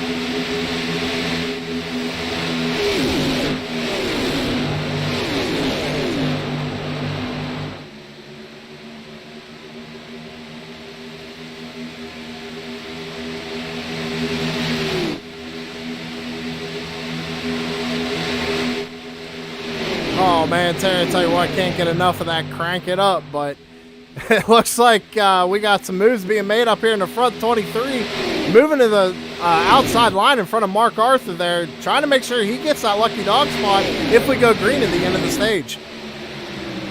Man, while we was listening to that crank it up there, I was looking over some numbers here. Mike Tipton in the 55. His last pit was on lap 26. Everybody else pitted on lap 32 or 33. So we're looking at almost 6 laps difference in fuel between the 55 of Mike Tipton and the rest of the field. So I'm wondering if the 55 of Mike Tippett, he's going to have to come down before the rest of these guys. A bit. Caution is Oh, out. big Oh, wreck. man. Big wreck, Eric. I know, man. Oh, man, they're still wrecking there in the back. 23, Justin, 12, Mark Arthur, 44, Aaron Bockover. Well, we're going to have to Lord. see. That was a big one. Big one here with about 12 laps to go here in the stage. See if we can't get a replay on that. So they come down to the tri-oval. Oh, it looks like the 89 just comes up into the 44, and I mean just annihilates the whole field. That's a shame for everybody. A definite mistake there for, the 89, but that's what happens here at plate racing, Terry. One wrong move, and it's just going to get everybody out of shape, and it's going to cause these big accidents. Yeah, most definitely, yeah. 89 moves up, gets into the pit. 44 pushes up. But I am focused on the 89's right front fender getting into the left rear fender of the 12 car of Mark Arthur. He just turned that car sideways, big, which caused Mark to come down into who is that? Who did that? 51. And Lot of cars, lot of top contending cars here with damage. And, you know, Terry, that second pack ain't looking so, you know, or they're looking great right now because I don't think a lot of them got involved in that. I think the 41 of Dalton Kilrow, 92 of Blake Decker, they all made it through without a scratch, it looks like. yeah, I believe they did also. Sam, at the beginning, talked about Mark's losing parts off of his car. You get one quick repair. We're going to see who had them. That's true. We do get one quick repair here. Looks like Remember- the 51 definitely just took his quick repair as he's on pit road right now. The rest of the field coming down pit road right now. We're gonna have to see what happens here. Interesting, we seen Bockover get into an incident early in the race. Did he fix his car the last time by, or did he save it? While Bockover was involved in that wreck, his car actually doesn't look too bad. Mark Arthur electing to take his quick repair. No surprise there. Bockover's car looks completely fine on my end. I don't know how it looks on your end, Terry, but maybe he did still have his quick repair in his back pocket. He does not, because I'm looking at his car, and they are working on it. So he already used his quick repair, probably from that first incident he got into. Who else did we have? Dalton Kill. So it looks like Blake Decker actually did get a little damage in that last wreck. He's going to get that car fixed up, and he's on his way. 23 elected to take his quick repair as the 44 and the 55 are still on pit road getting damage fixed. He already alluded to the 12. He's got all his little ponies all back on his car again. Brand new car there. Well, I tell you what, though, Terry, that's going to hand the race lead over to the number 22 of James Bunce. The second place is going to be Tom Miles in the number 4. Look at Bunce's car. I thought he might have got part of that, but he haven't. Well, I tell you what, Terry, while we're under caution, we had somebody ask if I was going to interview him tonight. So I tell you what, we got a caution here. I know you're going with. We're going to go ahead and bring him up, and since he was involved in that last accident, see if we can't get an insider view of what actually happened there.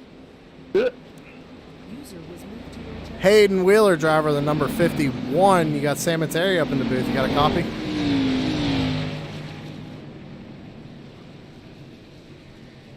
See if we can't try and reach him again. Hayden Wheeler and Sam and Terry in the booth. You got a copy, buddy?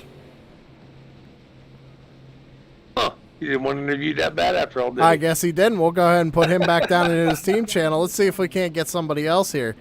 Tell you what, let's go ahead and get last season's champion here, Mark Arthur, and see if he has anything to say about that. User was moved to your channel. Mark Arthur, driver of the number 12 car. You got Sam and Terry in the booth. You got us? Yeah, I got you. Big wreck there. Kind of just looking to see what maybe one of the drivers saw on track. Do you know what happened there?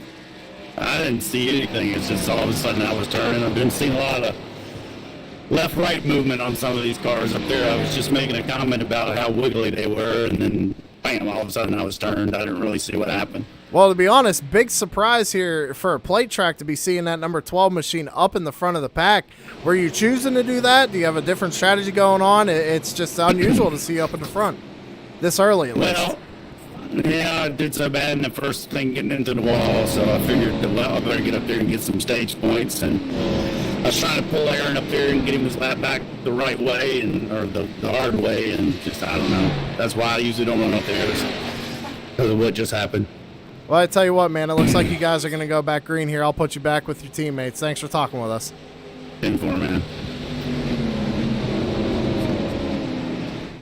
All right, pace car's ducking off, Terry. Okay. These guys are Green going flag. green flag back out in the air. Doug Thompson taking over the race lead right now. Patrick Cowgill in second. Good jump for the 13. I will say he took no time to get on that gas pedal.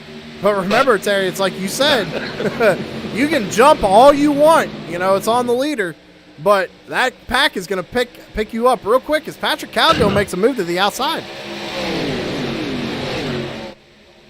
Wow. He didn't leave no room. Patrick Cowgill taking over your race lead from Doug Thompson immediately. I tell you what, it's stage points here, Terry. We only got a few laps to go in the stage before we get another yellow. And these guys are going to bunch up once again. Ian Habiak on the outside, leading the outside line.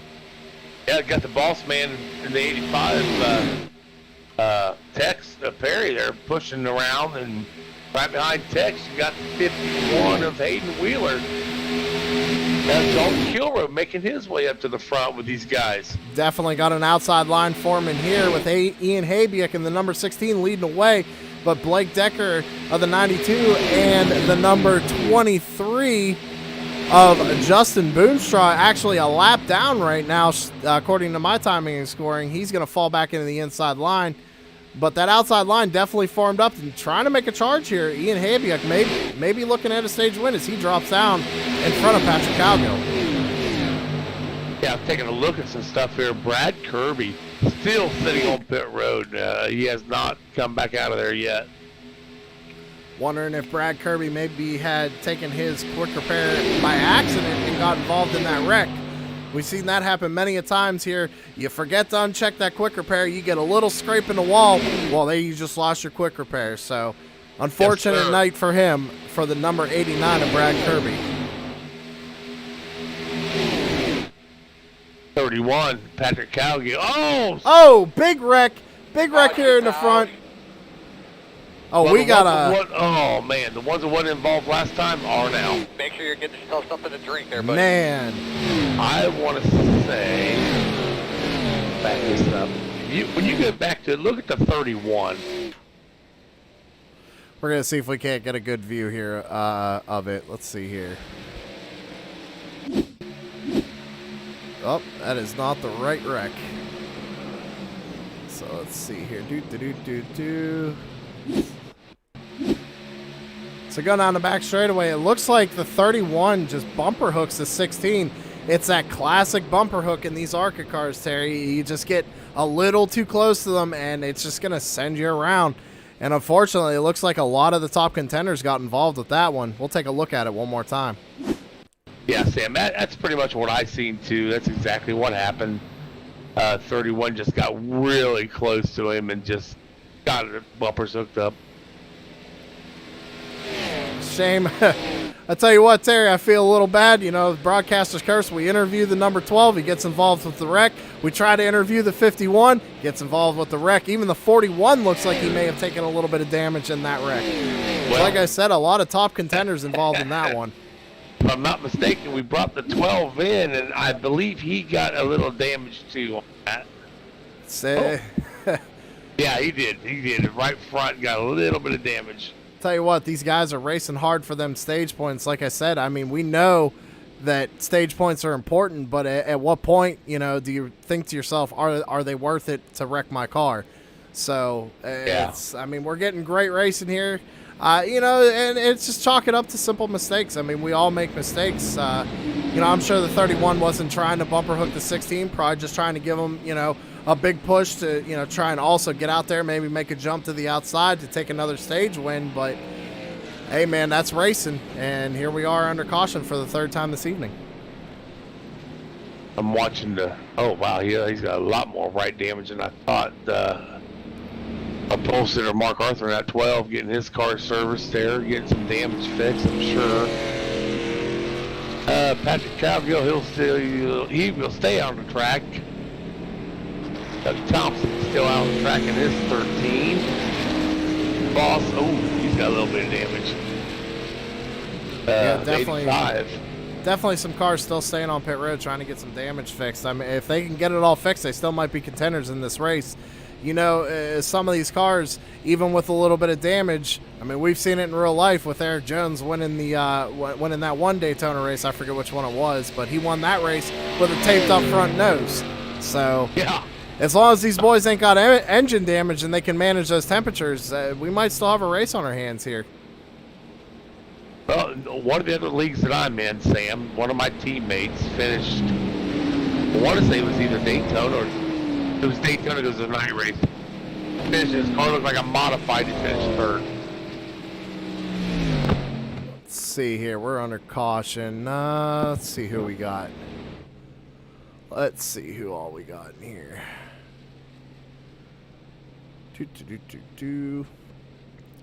So we got Mark Arthur, Ian Habick, Blake Decker still in the pits, and they're about to come out.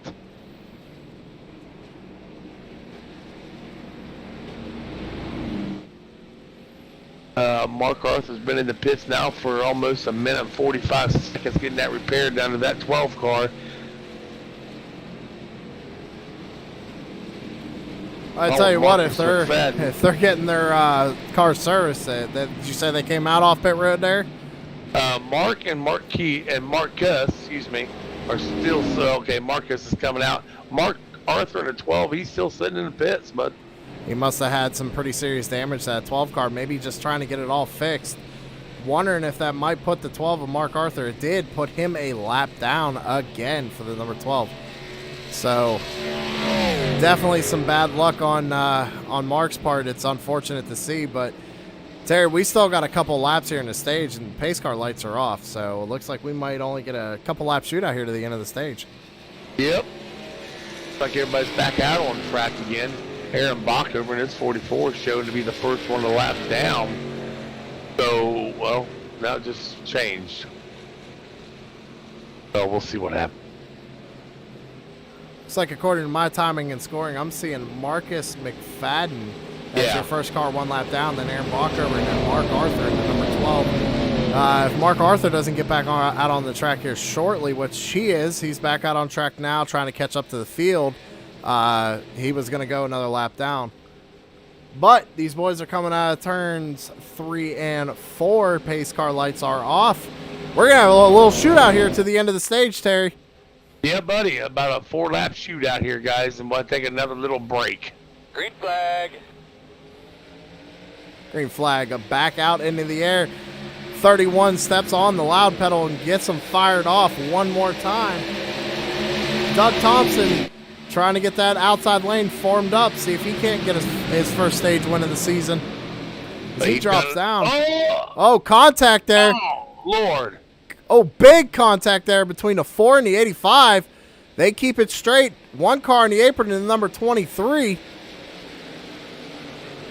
Wow. Interesting. Doug Thompson done the same thing on this restart as he done the last restart, man. He jumped out there, but he's got Patrick Cowgill to deal with right now to get up there in front of him. Well, see, here's the real question, though. We still got a couple of laps. These boys are pushing really hard. If they can get formed up, they can catch these two cars and no problem. Definitely. And I see the number 41 and the number 51 of Dalton Kilroy and Hayden Wheeler back there. They're forming up with Mike Tipton in the 55. We might have a race here coming to the end of the stage. Now, I'm not for sure on Nascom points. I'm sure, though, do they pay the top 10 in stages? Yeah, it's just like NASCAR. So first place gets 10th, 9th for second, and so on and so forth. And you called it, Sam, and here they come, bud. Dalton Kilroy pushing the 22. James Bunce 3 wide into turn 3 4. Almost contact between the 31 and the 41. Hayden Wheeler jumps down to the bottom lane behind Doug Thompson. It's going to be white flag for the stage right here. One more lap to end the stage. Big side draft of the 31 coming through the tri-oval on to number 13 of Doug Thompson. James Bunce leading right now. Dalton Kilroy with the 41. He is pushing the 31 like crazy. Will Dalton Kilroy try a 3 wide and make a big move here? Remember, Patrick Cowgill won the 25, won the last stage. Right now, he's setting the pace with Dalton Kilroy and that 41 pushing him. Set the pace to get this next stage. Oh, Patrick Cowgill drops down to the bottom in front of James Bunce. That's going to allow Dalton to maybe make a run here coming through the tri-oval as they come out of turns 3 and 4. I think Dalton's going to need a little help from Hayden Wheeler in that 51 to get past these guys. Cross the start-finish line. That's going to end your stage right there. And your stage winner once again is Patrick Cowgill. Wow. Waiting for the... There it is. Caution came out. Give me your temps there, bud. Patrick Cowgill one more time. I don't know, Terry. Holy, 31's wow. looking good tonight. 31's definitely looking good tonight.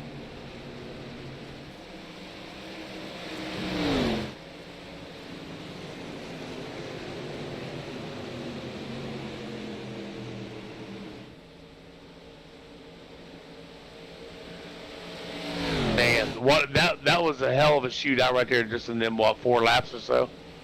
Man, A lot of bumping and banging. 3 wide racing. All for stage points, man. These guys are definitely putting on a good show tonight. damn, we still got 14 cars running out here. Brad Kirby's still sitting in the pits. He might be done for the night, I would imagine. Not sure what happened to the 92 of Blake Decker, but he's sitting on pit road right now by himself. Yeah, he's been in there for a little bit too. And I'm showing 2 laps down for the 92. Not sure what happened with him. Just go ahead and check the... ain't got nobody in the infield care center, so maybe he's planning on coming back out. Yeah, I've been listening to guys talking here. Nobody's talking about the cars overheating or anything either, so they've got a control over that, I guess, when they're taping them up and stuff. So the guys got the cars set up pretty good, I think.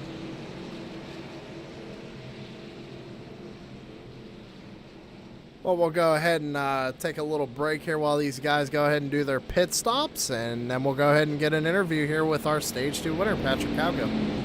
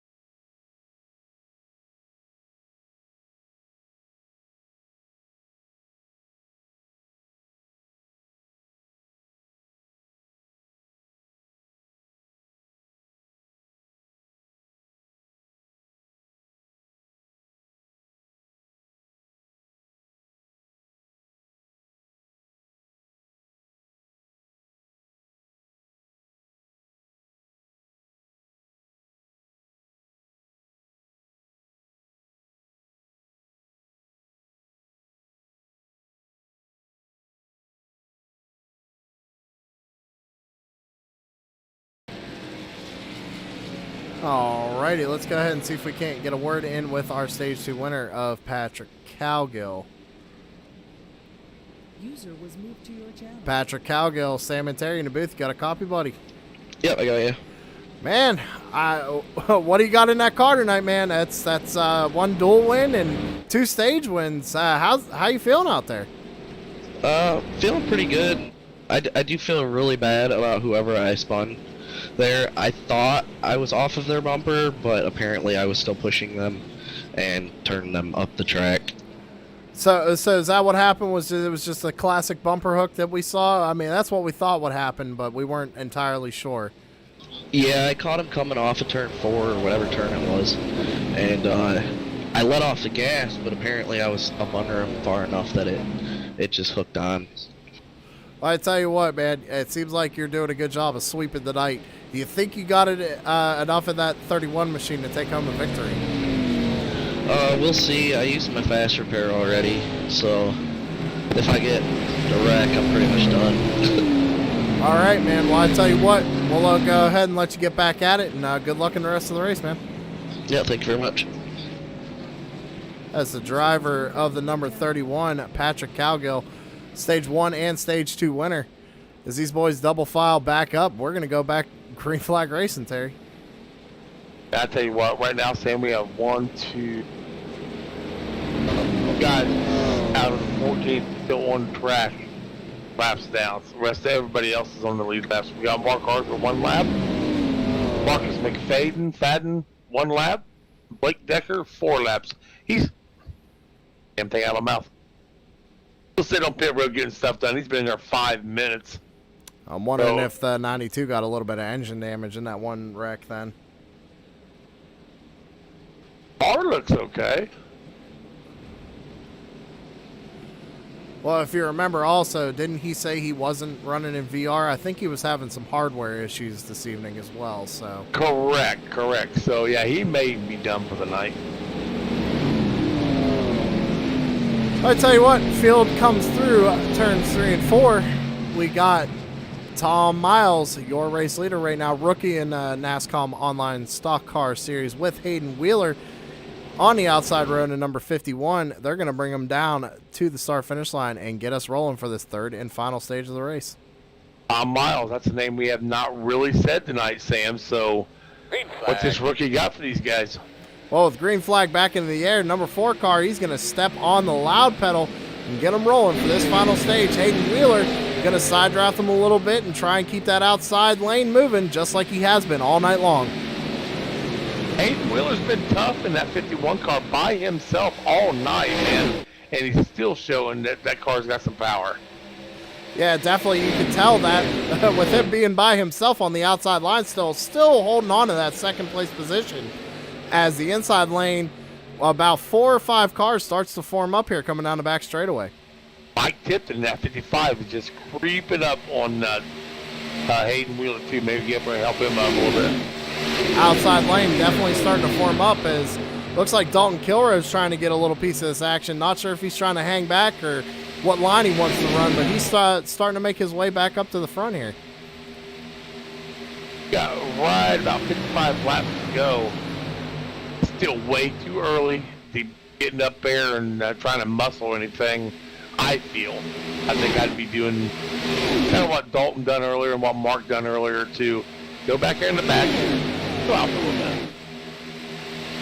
Well, also, Terry, you mentioned it while we were away for our break there. That number 44 car, Aaron Bockover, back on the lead lap and making his way back up there. Back on the lead lap running 8th place. So, you got to give props to the 44 of Aaron Bockover tonight. Get a shot from up above here. This pack is starting to really form up here in the front. You got 4 on the inside, 3 on the outside. Aaron Bockover trying to hang back a little bit. Mark Arthur 1 lap down also in the mix, maybe trying to get his lap back the hard way, but seems like he's just trying to hang out.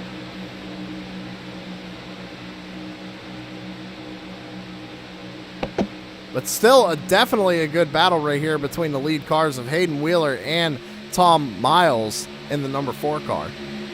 Yeah, Tom, I'm watching him. He's just chilling out, riding around. Yeah, go ahead, 51. Take the lead. I don't care. I'll get back up there.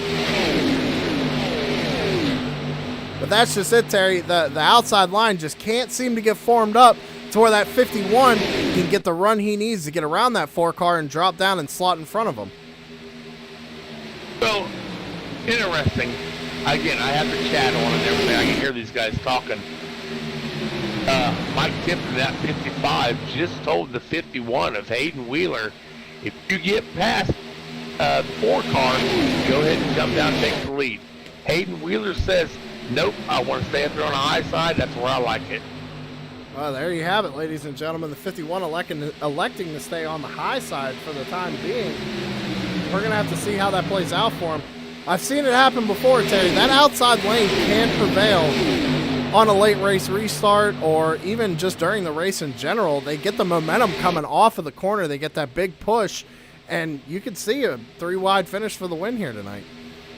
You know, Sam, something else I'm kind of looking at. I think these guys realized after that last little wreck they had that, man, we got to back off these cars a little bit. Not that we're overheating, but we're going to cause another problem. And a lot of these guys already went to the battery repairs. So if you look through the field, there's a lot of space in between the front bumper and the back bumpers. Yeah, they definitely probably learned the good old lesson the hard way there when 31 and the 16 got into it. Definitely want to keep your distance. You can almost push in these cars, but like you said before, Terry, the front bumpers of these cars are so slanted, I want to say, that if you just barely get the nose of your car up underneath the bumper of the other car, it's just going to turn them right around. And with a lot of these guys not having their fast repair anymore, I could see everybody using their head a little bit more for the rest of this race. Yeah, still plenty of racing to go, man. 50 laps right now. We're on lap 70 here of 120. Yeah, plenty of time. I tell you what, we got a big pack formed up here. I'm going to go ahead just because I like doing it, and I'm going to do another crank it up. Heck yeah.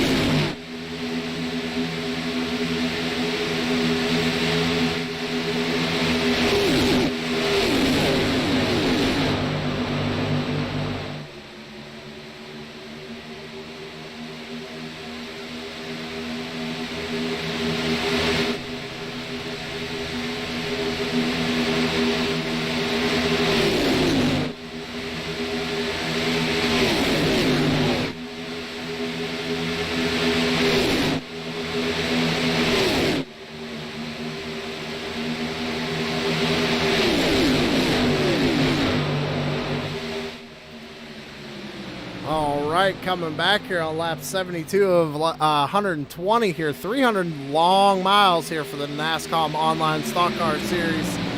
And the 51 and the 4 car are still out front, just duking it out for that top position.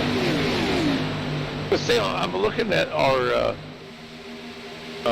data stuff here to show lap timing and all that good stuff. Only one car with Patrick Cowgill in the 31. The last time in the pit was lap 62 seconds. That tells me he got some damage fixed. Most likely he took tires. Everybody else is at least 7 seconds, 8 seconds under. Yeah, Terry, I'm seeing that as tires? well. I would imagine he took tires. I would definitely imagine he took tires. Everybody else, like you said, yeah, it looks like it was a fuel only.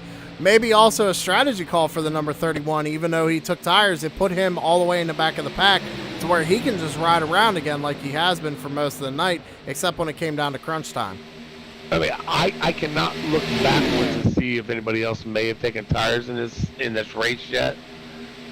I would imagine maybe the next fuel stop they do, if they haven't yet, or maybe just rights only. Cars have got to be starting to get loose a little bit, I would think. Yeah, while Daytona doesn't really wear the tires all that much, it still can wear the tires. And with open setups here, anything can happen. The cars can get loose. 3 wide to front, Sam. 3 wide for the front. You got Justin Boonstraw up at the front here. Definitely the number 4 car is going to get put in that sucker hole in the middle. 55 up into the outside retaining wall. They're going to keep it going straight. 3 wide there for the middle of the pack there between Doug Thompson, Mike Tipton, and Marcus McFadden. Man, I know before we went live, Sam, I said I'm going to start here and watch the back. Man, there's so much action up front, I can't look at the back. There's just so much going on everywhere, to be honest. I mean, first we're calling 3 wide up at the front, and it's 3 wide in the middle of the pack. These guys, I thought they were going to be, kind of laying back a little bit. I stand corrected. These guys are going for it every single lap. And I tell you what, Terry, look who else is back up in the front of the pack there. The number 16 of Ian Habiak, who was involved in that 3rd caution we had. Yeah, I was looking at him, and also right behind him, the 12 of Mark Arthur. Mark said earlier he was in the back, but did a hell of a job out here tonight, that's for sure. Mark Arthur's still trying to get his 1 lap back. He's 1 lap down right now, but in a good position to get it back if we get another quick caution here. How in the world is that 51 doing that by himself? He's got a little help there. The number 14 of Marcus McFadden on the outside. But you're right, Terry. That number 51 just holding that outside lane by himself. I mean, you heard it over the race radio. not a few laps ago, where he said he prefers that outside lane. So he's going to stay up there whether, you know, he wants to or not, it seems like. So, but you're right, he's holding it, even racing for the lead right now. Yeah, I mean, the 14 of McFadden, he's 2 laps down. So maybe he's trying to get 1 lap back the hard way, I guess. He's 2 laps down, but actually right now I'm showing him 1 lap down, Terry, in front of Mark Arthur. So we got a race for the lucky dog right here if anything were to happen. Oh, I looked at the wrong line. My bad. Yep, he's 1 lap down. So back again, we got a race for the lead, and not only that, a race for the lucky dog position. The only 3 cars we have in the top line are the 51 of Hayden Wheeler, the 14 of Marcus McFadden, and the 55 of Mike Tipton on the outside. Mark Arthur jumping to the high side in front of Hayden Wheeler. Hey, Mark says, man, I'm watching that Hayden Wheeler kid up there. There has to be something up there. Let's go see what it is. And he found it.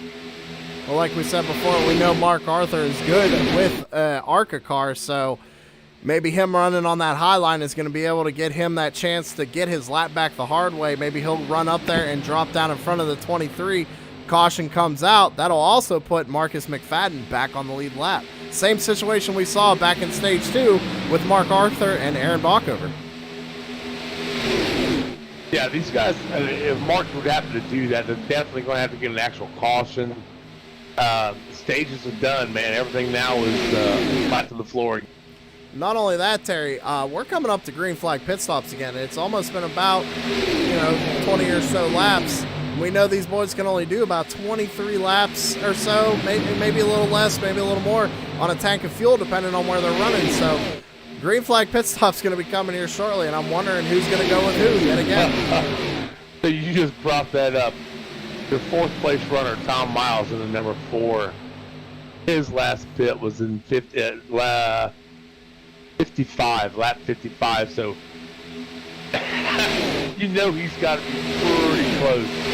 Yeah, he's definitely going to be cutting it close. He's the only car who decided to stay out, and he's, like you said, Terry, lap 55. Everybody else came down pit road on lap 62, so he's going to have to come to pit road before everybody else does, and unless he's got a drafting partner who's willing to go with him, I don't know if that's going to work in his favor later on in the race. I'm riding along with him, and he doesn't seem he's backing off, but he does have some draft up there.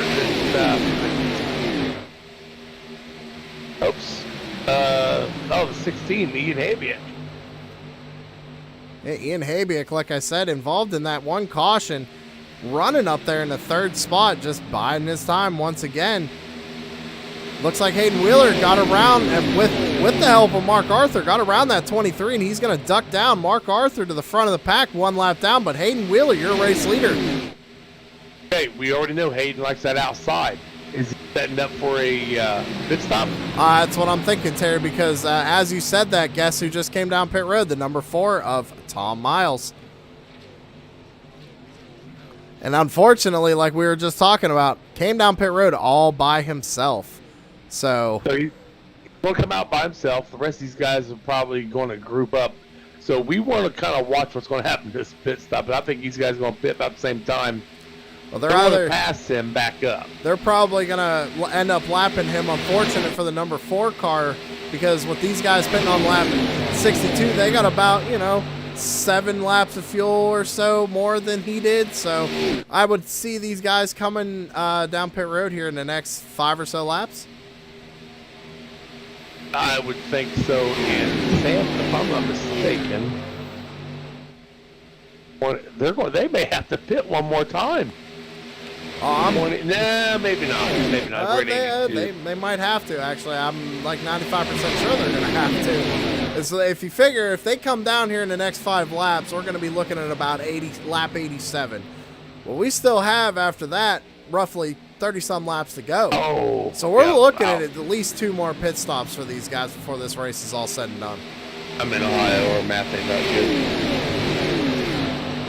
good. But, that being said, definitely setting up for green flag pit stops, as we just got a single file train going on right here. I was just thinking the same thing, buddy.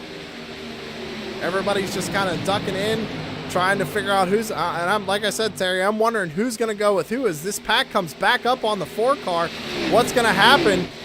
Is he going to go high and let him around, or is he going to stay low and try and get the draft? Looks like he's going to move up high.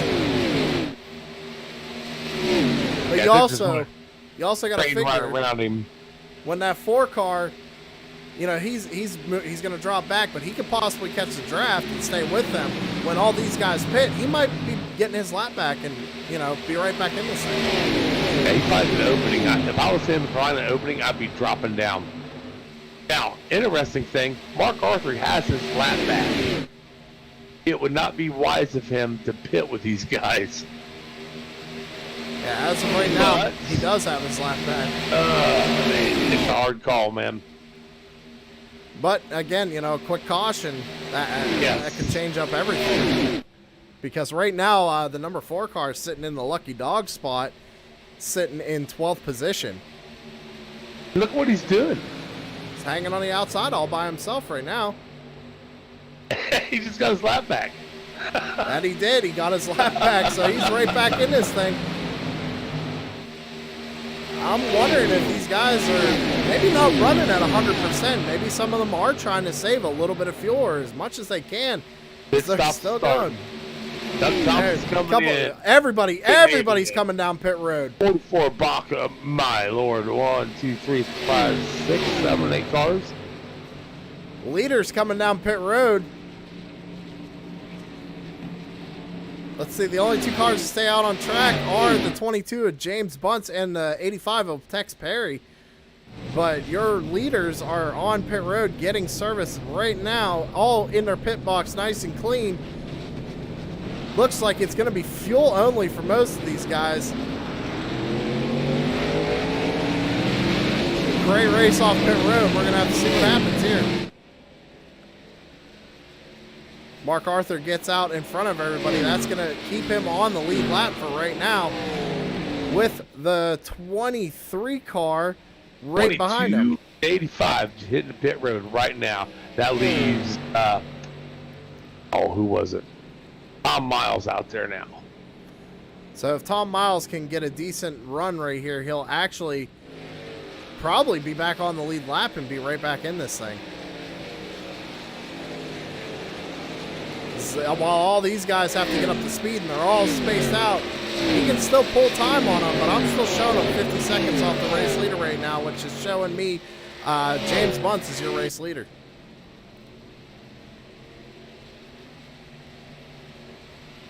And it looks like James is by himself.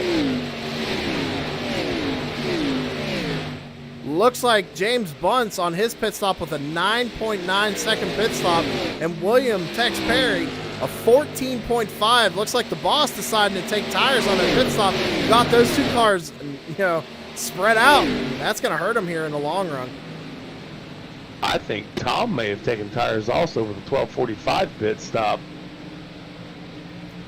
Ain't going to hurt him too bad, though, as Buncey actually got a good run out here. He's going to stay high as the leaders come by him, but it seems like he's going to be able to duck back in and pull this draft back up, no problem. Yep, no harm, no foul. I think he'll be all right. Now, we were talking about the 85 taking tires. You know, bold strategy call by the boss, but he's back far enough that actually he might get hooked up. Maybe not, but with the 4 car of Miles. But Miles is about 13 seconds off your race leader right now. And if they're by themselves, that's only going to hurt them in the long run with this pack starting to form back up. Yeah, I don't know Tex Perry in that 85. I don't believe he's going to be close enough to pick any of that draft. That Miles is behind him. Yeah, according to my timing and scoring, it looks like the boss is just losing time every lap here. So the front's starting to pick up. It looks like, if I'm not mistaken, I believe that's the 55 of Mike Tipton back there. Also might lose the draft if he doesn't get his foot on it here. But, you know, Terry, with those green flag pit stops, that put Mark Arthur 1 lap down again. He's still 1 lap down. But, you know, again, a quick caution, it can put him right back in this thing as long as he doesn't get involved with it. But right now, your race leader is the 23 of Justin Boonstra. I don't know. I flashed out for a second. I don't know what happened.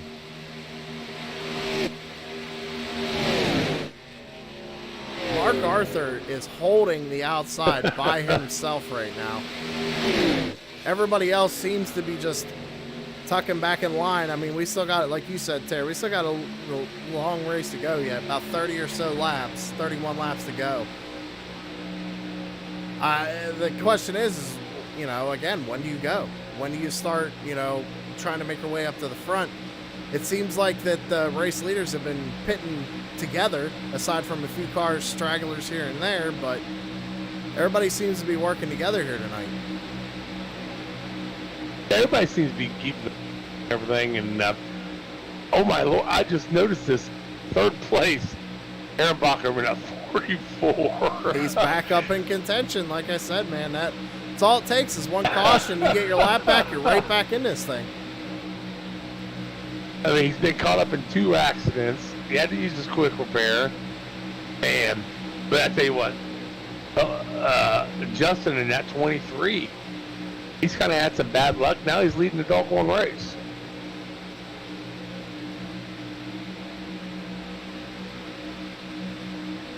I wonder if Hayden Wheeler is wanting to be where he's at, or if he wants to make it to the outside. Yeah, you're right. I mean, he did say he wanted to be to that high side, and he's had plenty of chances to jump up in front of that 12 car, Mark Arthur, but he just hasn't moved yet. I'm wondering if he's just, you know, he's happy where he's at right now. He's running 2nd place. You know, he's been up front most of the evening. It's going to be interesting to see what happens here. Back in 5th place, 41, Dalton Kilroy just kind of riding back there behind the 16 and the 12, kind of splitting up the middle there. Definitely haven't said a whole lot about the 41 of Dalton Kilroy tonight. Yeah. As he's been riding, like you said, riding around in the back. But, you know, involved in one of those accidents too, got his damage fixed. But he's right back in contention with this thing with the leaders, with the 55 of Mike Tipton on his back bumper. Do a quick run down here. 1st place right now, I got Justin Boonstraw running 1st in the 23. Hayden Wheeler, his 51, running 2nd. Aaron Bacher in the 44, running 30. And Haviak in the 6th, running 4th. Dalton Kilroy in his 41, running 5th. Mike Tipton, we've talked about him a little bit tonight, running 6th in his 55. Excuse me. Patrick Calgo in his 31, running 7th.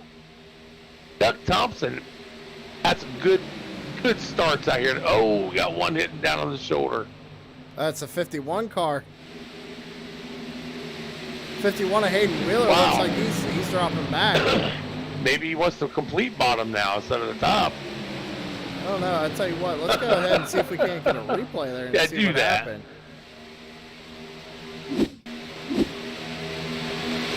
We're coming off turn 4 here.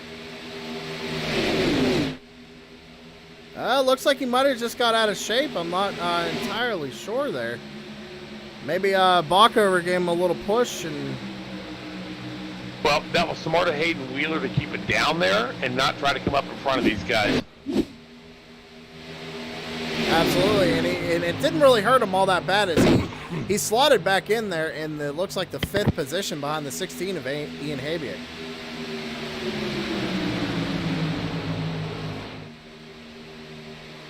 It looks like the 55 electing to jump to the high side with the number 12 car, Mark Arthur, trying to get a high line for him. And we got under 30 laps to go in this thing, Terry, and it's still anybody's game. So you kind of asked me at the beginning of this race if I had to think somebody to choose from. I mean, I'm looking at that 55 of Mike Tipton. Being quiet. He's just running his own pace out there, and I think he's doing a hell of a job. I tell you what, Terry, if I had to pick anybody right now, I'm going to go out on a limb here, and I'm going to go with the number 16, Ian Habiak. You know, he was involved in that one wreck, but right now running in the third or fourth spot, on that inside line and just kind of biding his time. I mean, we've seen him in other leagues win at plate races. So maybe he's going to bring that trjkarting.com number 16 to victory lane. Yeah, Sam, you that was close between the 4 and 12. Talked about Ian there in the 16.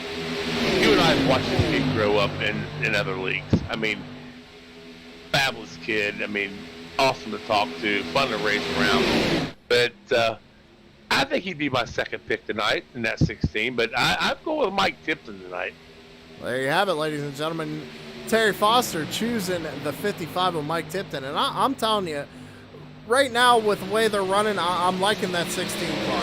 I think he's not pushing it. He's just trying to ride and figure out what these guys are going to do. Remember, we still got at least one more pit stop to make. So it's like, again, it's anybody's race right now. So, but I like that 16 car to win it.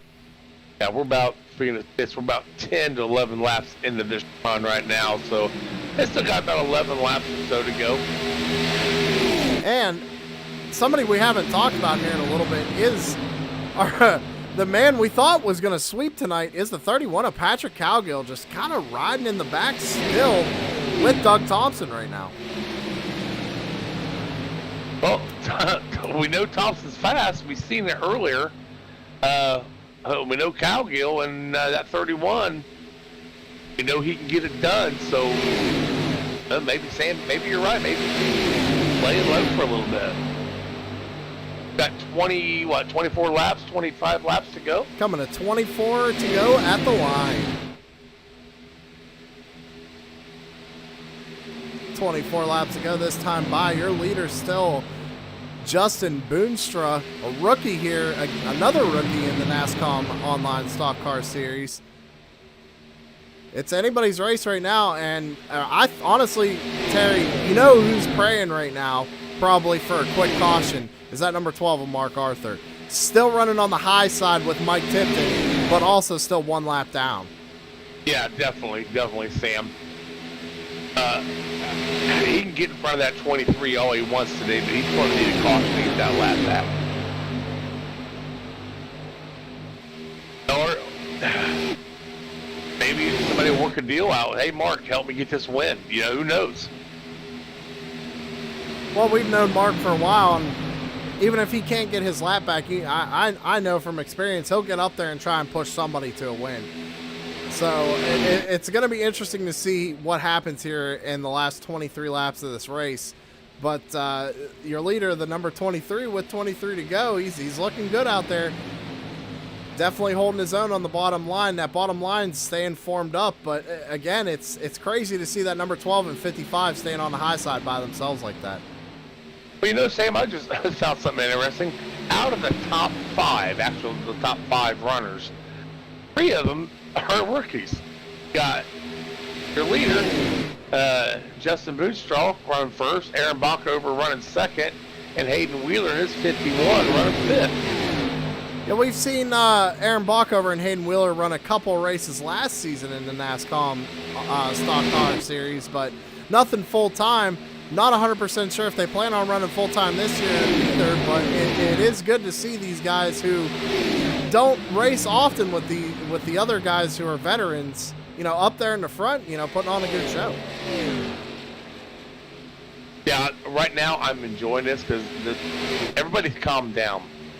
My heart's back to normal, so at least for another, I'm gonna say 15 laps. 5 to go, you're going to see some crap in the fan. I agree with that, and you never know. It could be somebody trying to come down pit road and get that extra 1 or 2 spots, you know, trying to push it on the pit road with, you know, and we don't know when that's going to happen. We have, the last pit cycle was on lap 84. So 84, you know, we got about 20 laps to go. I see pit stops coming here in the next 5 laps again. Again, Tom Miles, last he pitted was 96, so 4 laps to go, man, that killed him. Yeah, definitely not the right strategy call for him. However, even if he pitted now, he would definitely get at least one of his laps back. But if a quick caution comes out, he'd probably be right back into this thing. Because he could take the wave around. He wouldn't have to stop and get fuel or tires or anything. Right. Wave around. But that's also providing that these guys don't pit before a yellow came out, and they all decide to pit as well. Oh, Sam, the way they've been running. I don't see him. I don't see a yellow cut. What is going on with the 23? Looks like the 23 is trying to run both lanes coming down the back straightaway. Yeah. A little bit of air off that 85. Trying to pull the draft of the 85 and trying to keep himself out in the lead right now. Doing a good job keeping that number 23 out front. Definitely looks like a Ricky Craven throwback scheme, honestly, because it's got the Pontiac badges on it.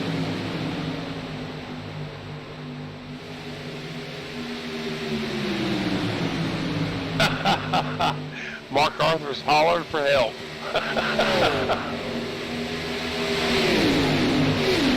Like I said, that number 12 machine is definitely hoping for a caution right about now with 19 laps to go. Green flag pit stops are definitely going to be coming up here because we said it, a million times now, Terry. They can do about 20 or so laps. You're in your window right now. Yes. And I definitely don't see anybody taking tires again. I think it's just going to be a quick fuel it up, maybe a windshield tear off, and get them on their way. The pack's catching that number 4 car of Tom Miles right now, and it's going to put him down another lap. Oh, and Tom stays at the bottom. Rookie move. Well, hey, Terry, that's his choice because I know. I understand that. If you think about it, look what happened. It split all these guys up, and now he's in the pack, and he's going to try and get another one of them laps back. But it definitely jarred up the field as we're 3 wide right now. Up at the front of the pack, 55 going for the lead. He jumps down in front of Mark Arthur. Not going to be able to clear the 23, though. Mark Arthur's going to jump down behind the 23 and leave Mike Tipton out to dry. 55, that was a strong move on his part by himself. Mike Tipton. Little contact in the tri-oval there. 55 and the 12 getting into it. It's starting to get dicey here with 17 laps to go. Wow, I don't know what Tipton was thinking. He's doing it again. Up into the wall is the 55. Hayden Wheeler trying to make it 3 wide there. Mark Arthur jumps back out to the high side around the 23. This is getting wild here. So you still got 17 to go, boys. Keep it straight. Wow, 3 wide back here.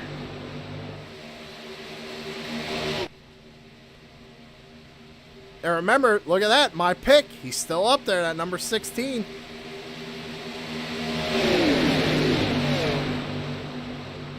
I tell you what, it looks like everybody's starting to get a little bit more aggressive now with knowing they all have to pit one more time. Mark Arthur, I saw do a little bit of hard side drafting coming through the tri-oval there. Hayden Wheeler coming up here behind the 23, trying to just stay in line. Pit stop starting. Doug Thompson's just called out. Bockover called his out. Well, we're going to have to keep an eye on the pack here. Hayden Wheeler called his out. We got a couple cars moving to the high side to get out of the way of these guys trying to do their pit stops. We're going to all see who comes down pit road here. James Bunce, Dalton Kilrow.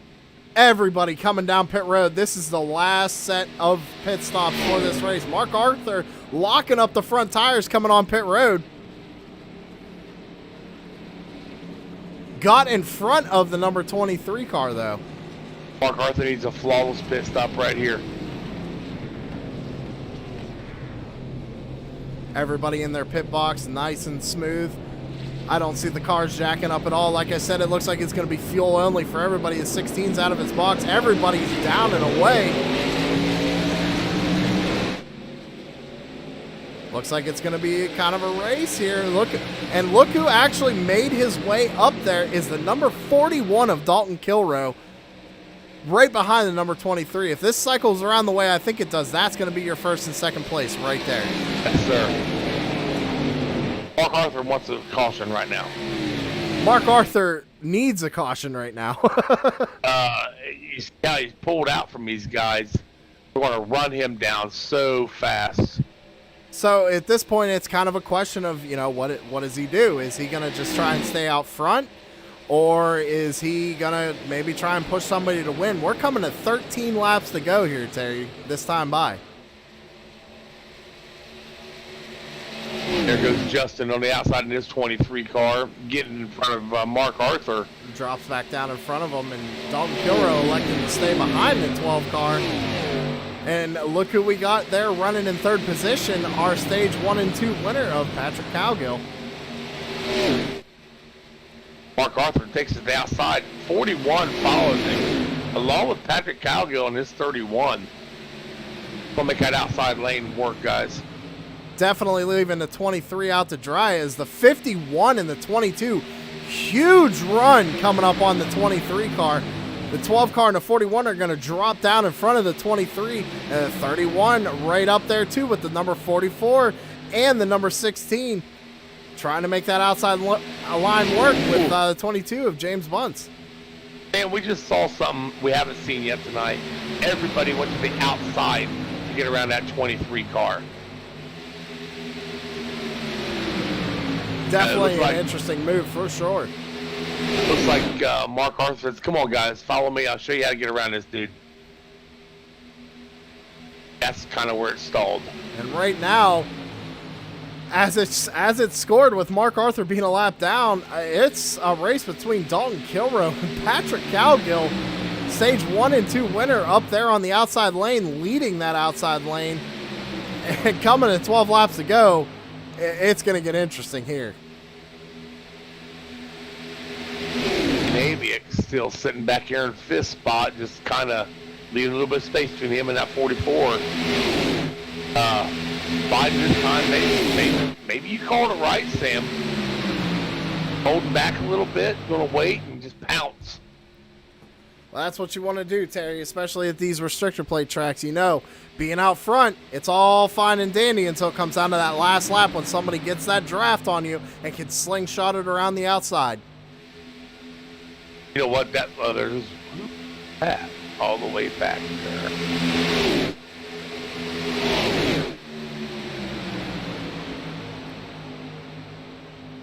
Tom Miles in that 4 car, all by himself in the backstretch just now. Wow. Unfortunate night for the 4 car of Tom Miles, a rookie here in the Nascom Online Stock Car Series. Seems like the strategy call he made just didn't work out for him. But, you know, I give him credit. He's still in the race, and he's still going to get a finish nonetheless, get some points tonight. Sam, I just looked at the leader, 197. Tom is right now at 180. Definitely a huge speed gap with these boys in the draft, and him all by his lonesome.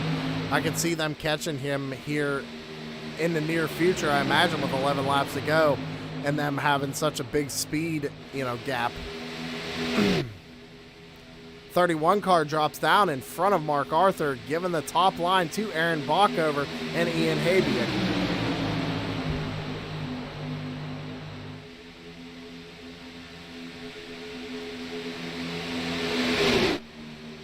10 laps to go, Terry. And this is when we're going to start seeing it happen. That outside line needs to get a little tighter. I think if they got a little tighter, they can get up through there a little bit. With still 10 laps to go, though, I mean, you don't want to push too hard just yet. Little side draft there.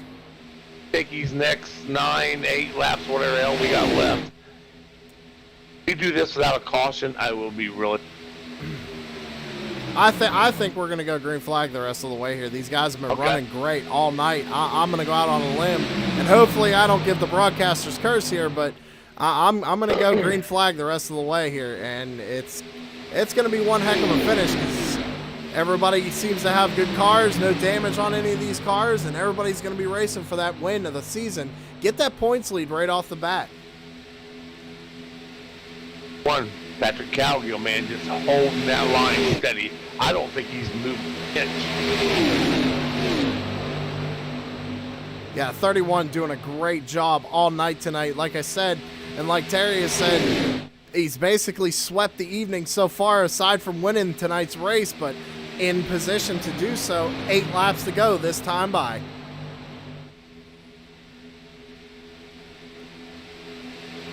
So we got the lap car of Mark Arthur in the mix here, with also a lap car of Tex Perry kind of hanging back there.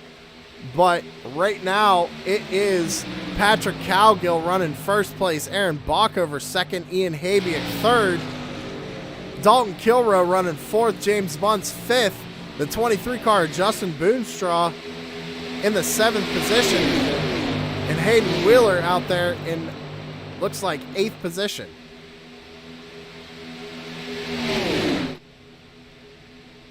Yeah, 9 cars right now. It's on the lead lap. First car lap down, Mark Arthur. Then Tex Perry 1 lap. Tom Miles 1 lap. All down 1. But again, a quick caution, it could change everything. And these guys are starting to push a little bit harder. You can see the 16 getting real close to the 44 there. Dalton Kilrow electing to drop out of line and drop back to the back of the pack. Strategy move. Maybe he thinks there is going to be an accident. Didn't like where he was at.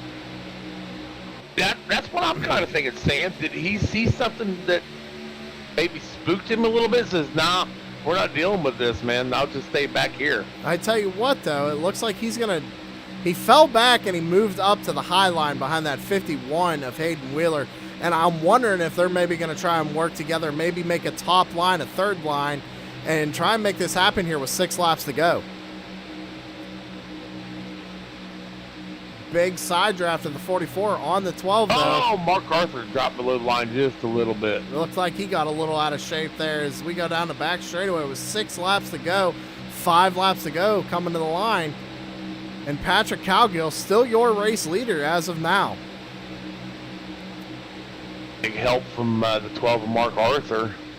And behind Mark Arthur, we got Justin Moonstraw in that 23. These guys are just amazing, man. That nothing's happened yet. Then we got on the outside, 44 of Bockover, 16 of Ian Habiak. Behind Habiak is Bunce in that 22. Is that Bunce? Yeah, it is Bunce. That is Bunce, yeah. Bunce up there running in the 5th spot according to my timing and scoring. Yes. It's anybody's race right now, Terry. You got 2 lap cars in the mix back here. There you go. There goes the 3rd lane. I tell you what, if it was a snake, it probably would have bit me. But the 51 and the 41 making that top line, trying to see if they can't make something work here. 4 laps to go this time by.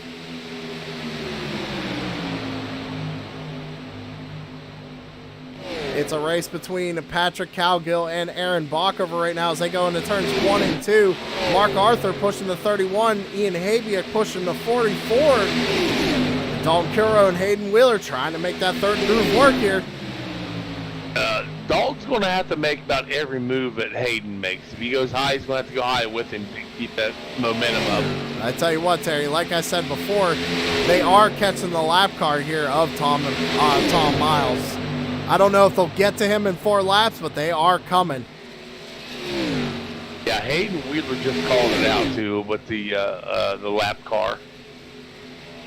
It is 6.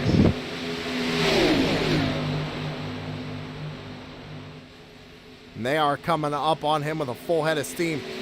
3 wide, first 2 rows here as they go into turns 1 and 2. 3 laps to go. They are asking him basically to drop down off the track because if they were 3 wide. Not moving, he's not moving. Oh my God! Big junker, Mark Arthur caught up in it. Caution, no caution yet.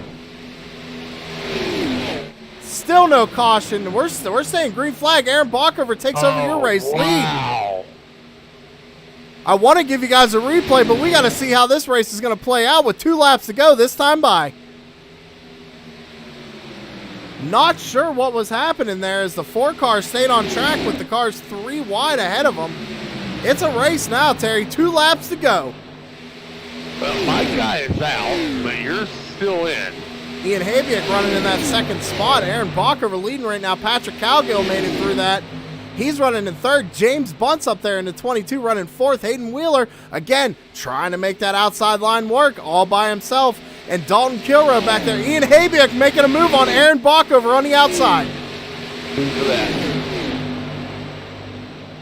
They're coming up on the lap car of Mike Tipton in the number 55. It's going to be white flag this time by. Can I change my pick now? I'll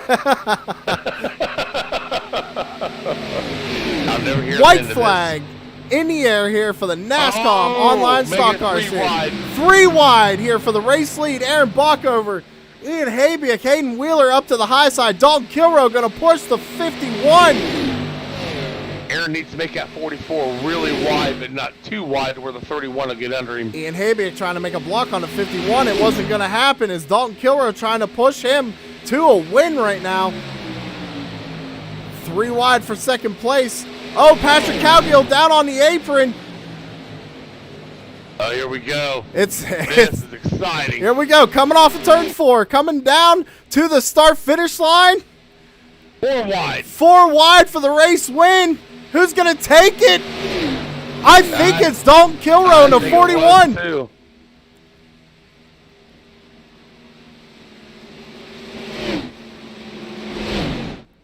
Man.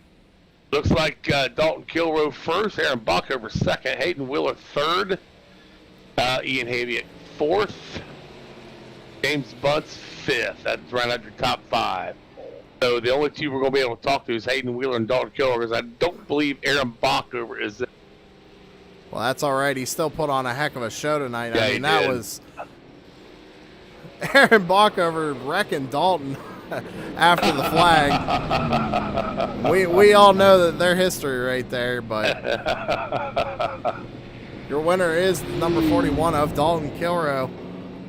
Second place, Aaron Bockover. Third place, Hayden Wheeler. Fourth place, Ian Habiak. Fifth place, James Bunce. Patrick Calgill, unfortunately, coming home in 6th place. Doug Thompson in 7th. Mike Tipton in 8th. Mark Arthur in 9th. Justin Boonstraw in 10th. The boss, Tex Perry, in 11th. Tom Miles in 12th. Marcus McFadden, 13th. Blake Decker, 14th. Brad Kirby in 15th. And the 2 that did not start tonight's event, the 83 of Adam Jocelyn and the 17 of Mike Ellis. I'll pull those 2 in, and I'll get Hayden. Yeah, let's see here. Go ahead and put them in the waiting room. Let Dalton go ahead and do his burnouts. He well deserved. I mean, yeah. we didn't really talk about him all night. Like I said, he rode around in the back for most of the night and ended up pulling off a victory here. So, you know, we always mess with him and say, hey, you know, restrictor plate, this and that. But, you know, he comes out with another one. That horseshoe on the side of his car definitely did something for him tonight.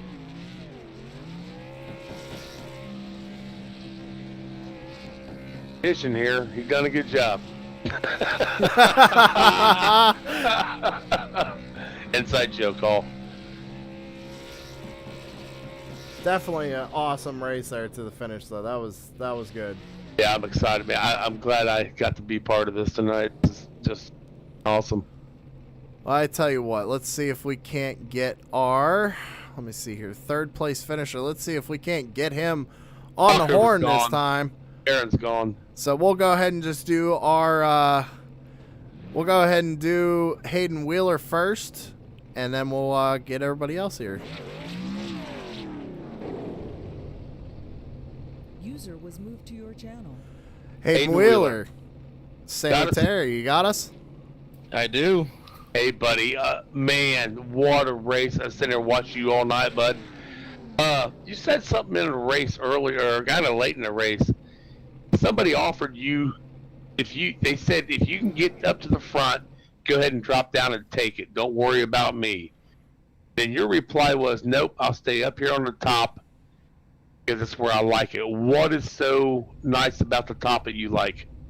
Well, I don't really want to give away too many secrets, but I don't want you doing that. I like the fact, I feel let's just say this. I feel like I get better runs coming off turn 4 towards start finish line.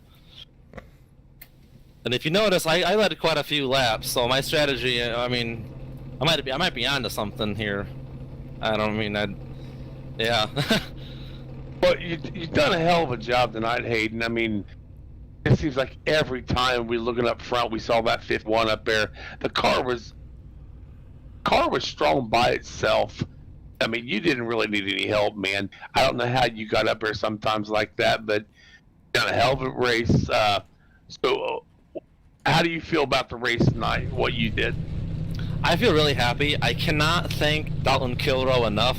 That little, you know, a little turd. He beat me.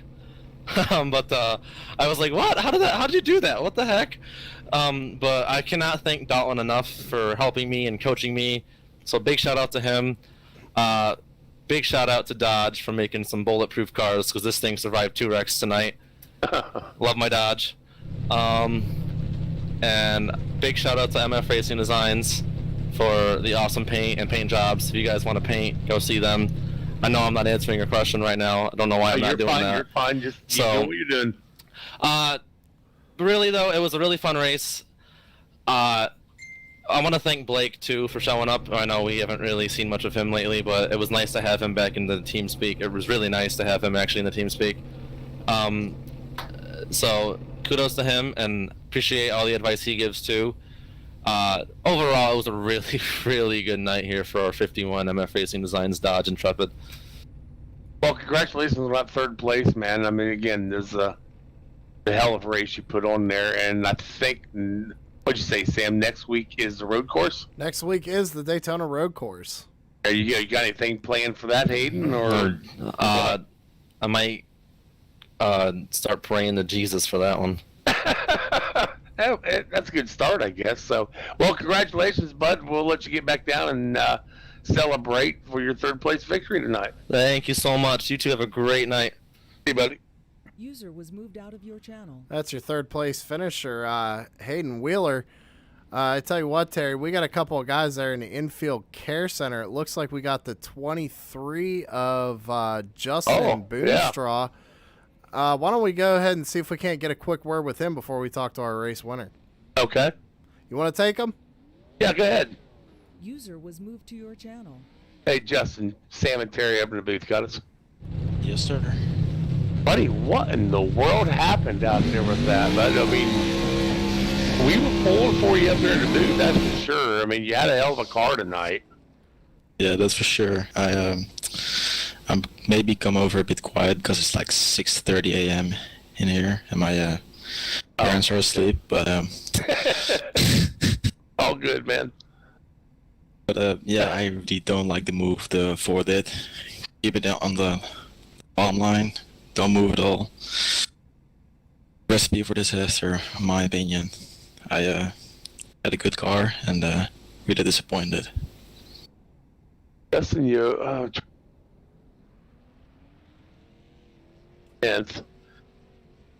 got some points tonight. I know it didn't finish the way. Had a hell of a race anyway.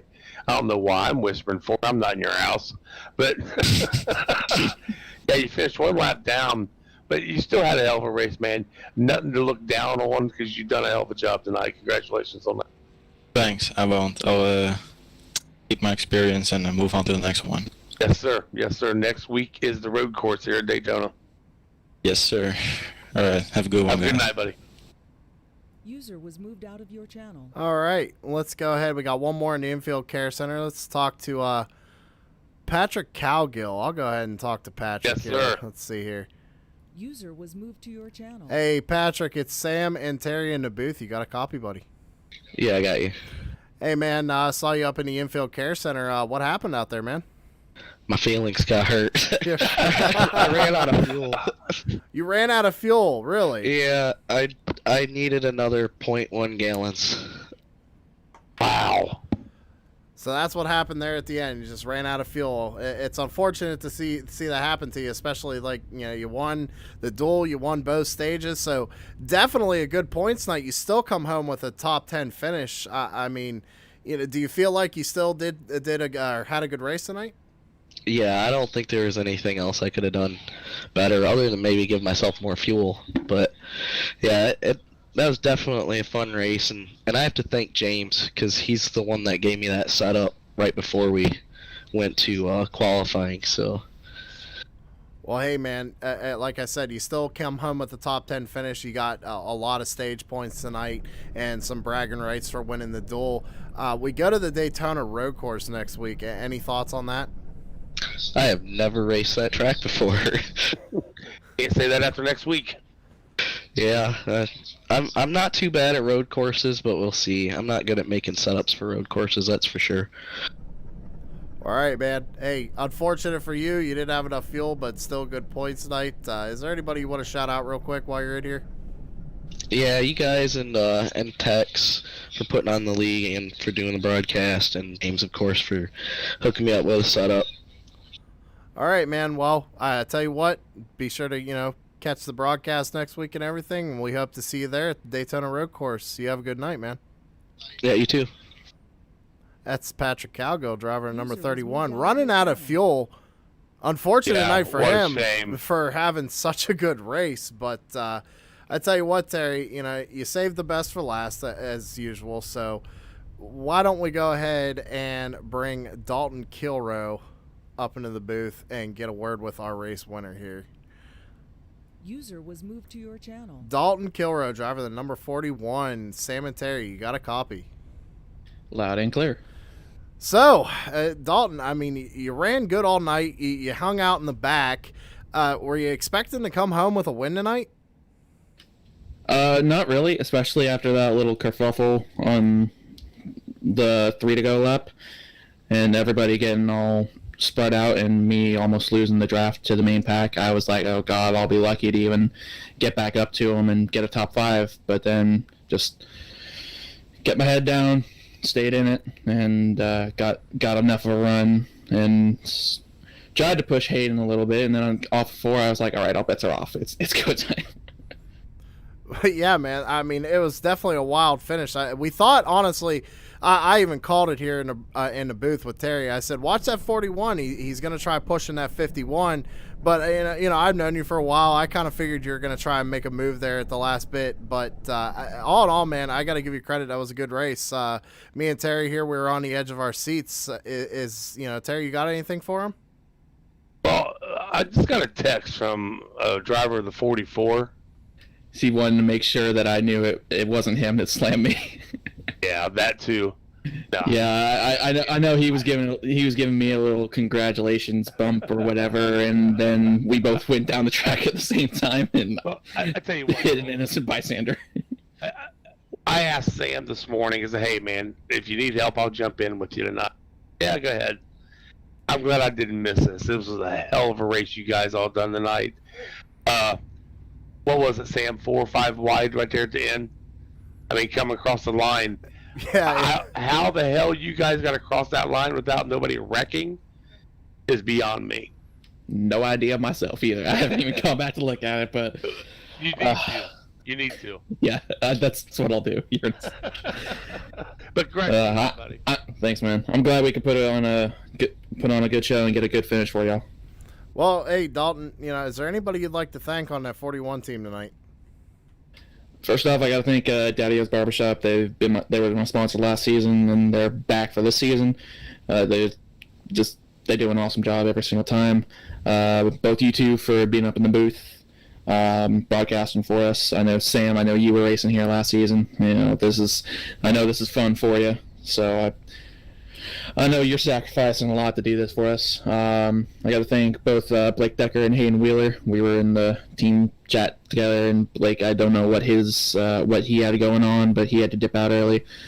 Wish he could have been able to stay. Then probably could have got him a top 5, maybe even 1, 2, 3 for the squad. But yeah, just overall glad for everybody. Thankful for everybody showing up and at least staying in the race as much as we could. Well, one more thing before I let you go celebrate, man. We go to the Daytona road course next week. What are your thoughts on that? We'll see. I'm not the best on road. But the Daytona road course is pretty fun to drive around, and I'll be racking my brain trying to figure out how in the world to make a setup for this track. But we'll see. I'll probably leech off Mark. Well, all right, man. Hey, again, congratulations. You ran a good race tonight and ended up coming home with a win.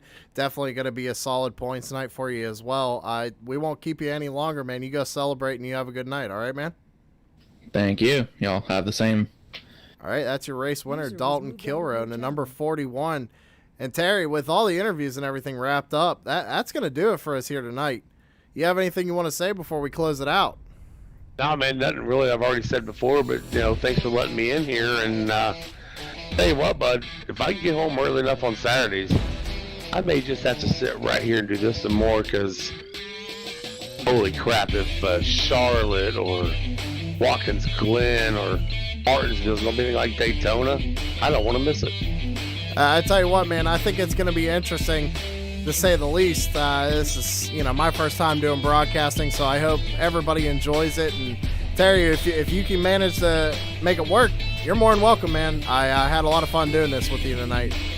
Yeah, I did too, buddy. I did too. And what Sam just said, this is our first time ever doing this together. I've helped out in another group, but bear with us. We'll be all right. We'll learn this stuff. Oh, yeah, absolutely, man. I think it was a pretty successful first broadcast, but other than that, I think that's going to do it for us here tonight. NASCOM Online Stock Car Series at Daytona. Catch us next week, same time, for the Daytona Road Course. It's going to be one hell of a race, and I'm excited for it, and I hope everybody else is, and let's hope we get a decent turnout for that. But Terry, thanks again for coming out and helping me with this. Everybody, thank you for coming out watching. Congratulations again to Dalton Kilroe for winning the race. And that's going to do it for us, guys. I hope you all have a good evening, and we'll catch you in the next one.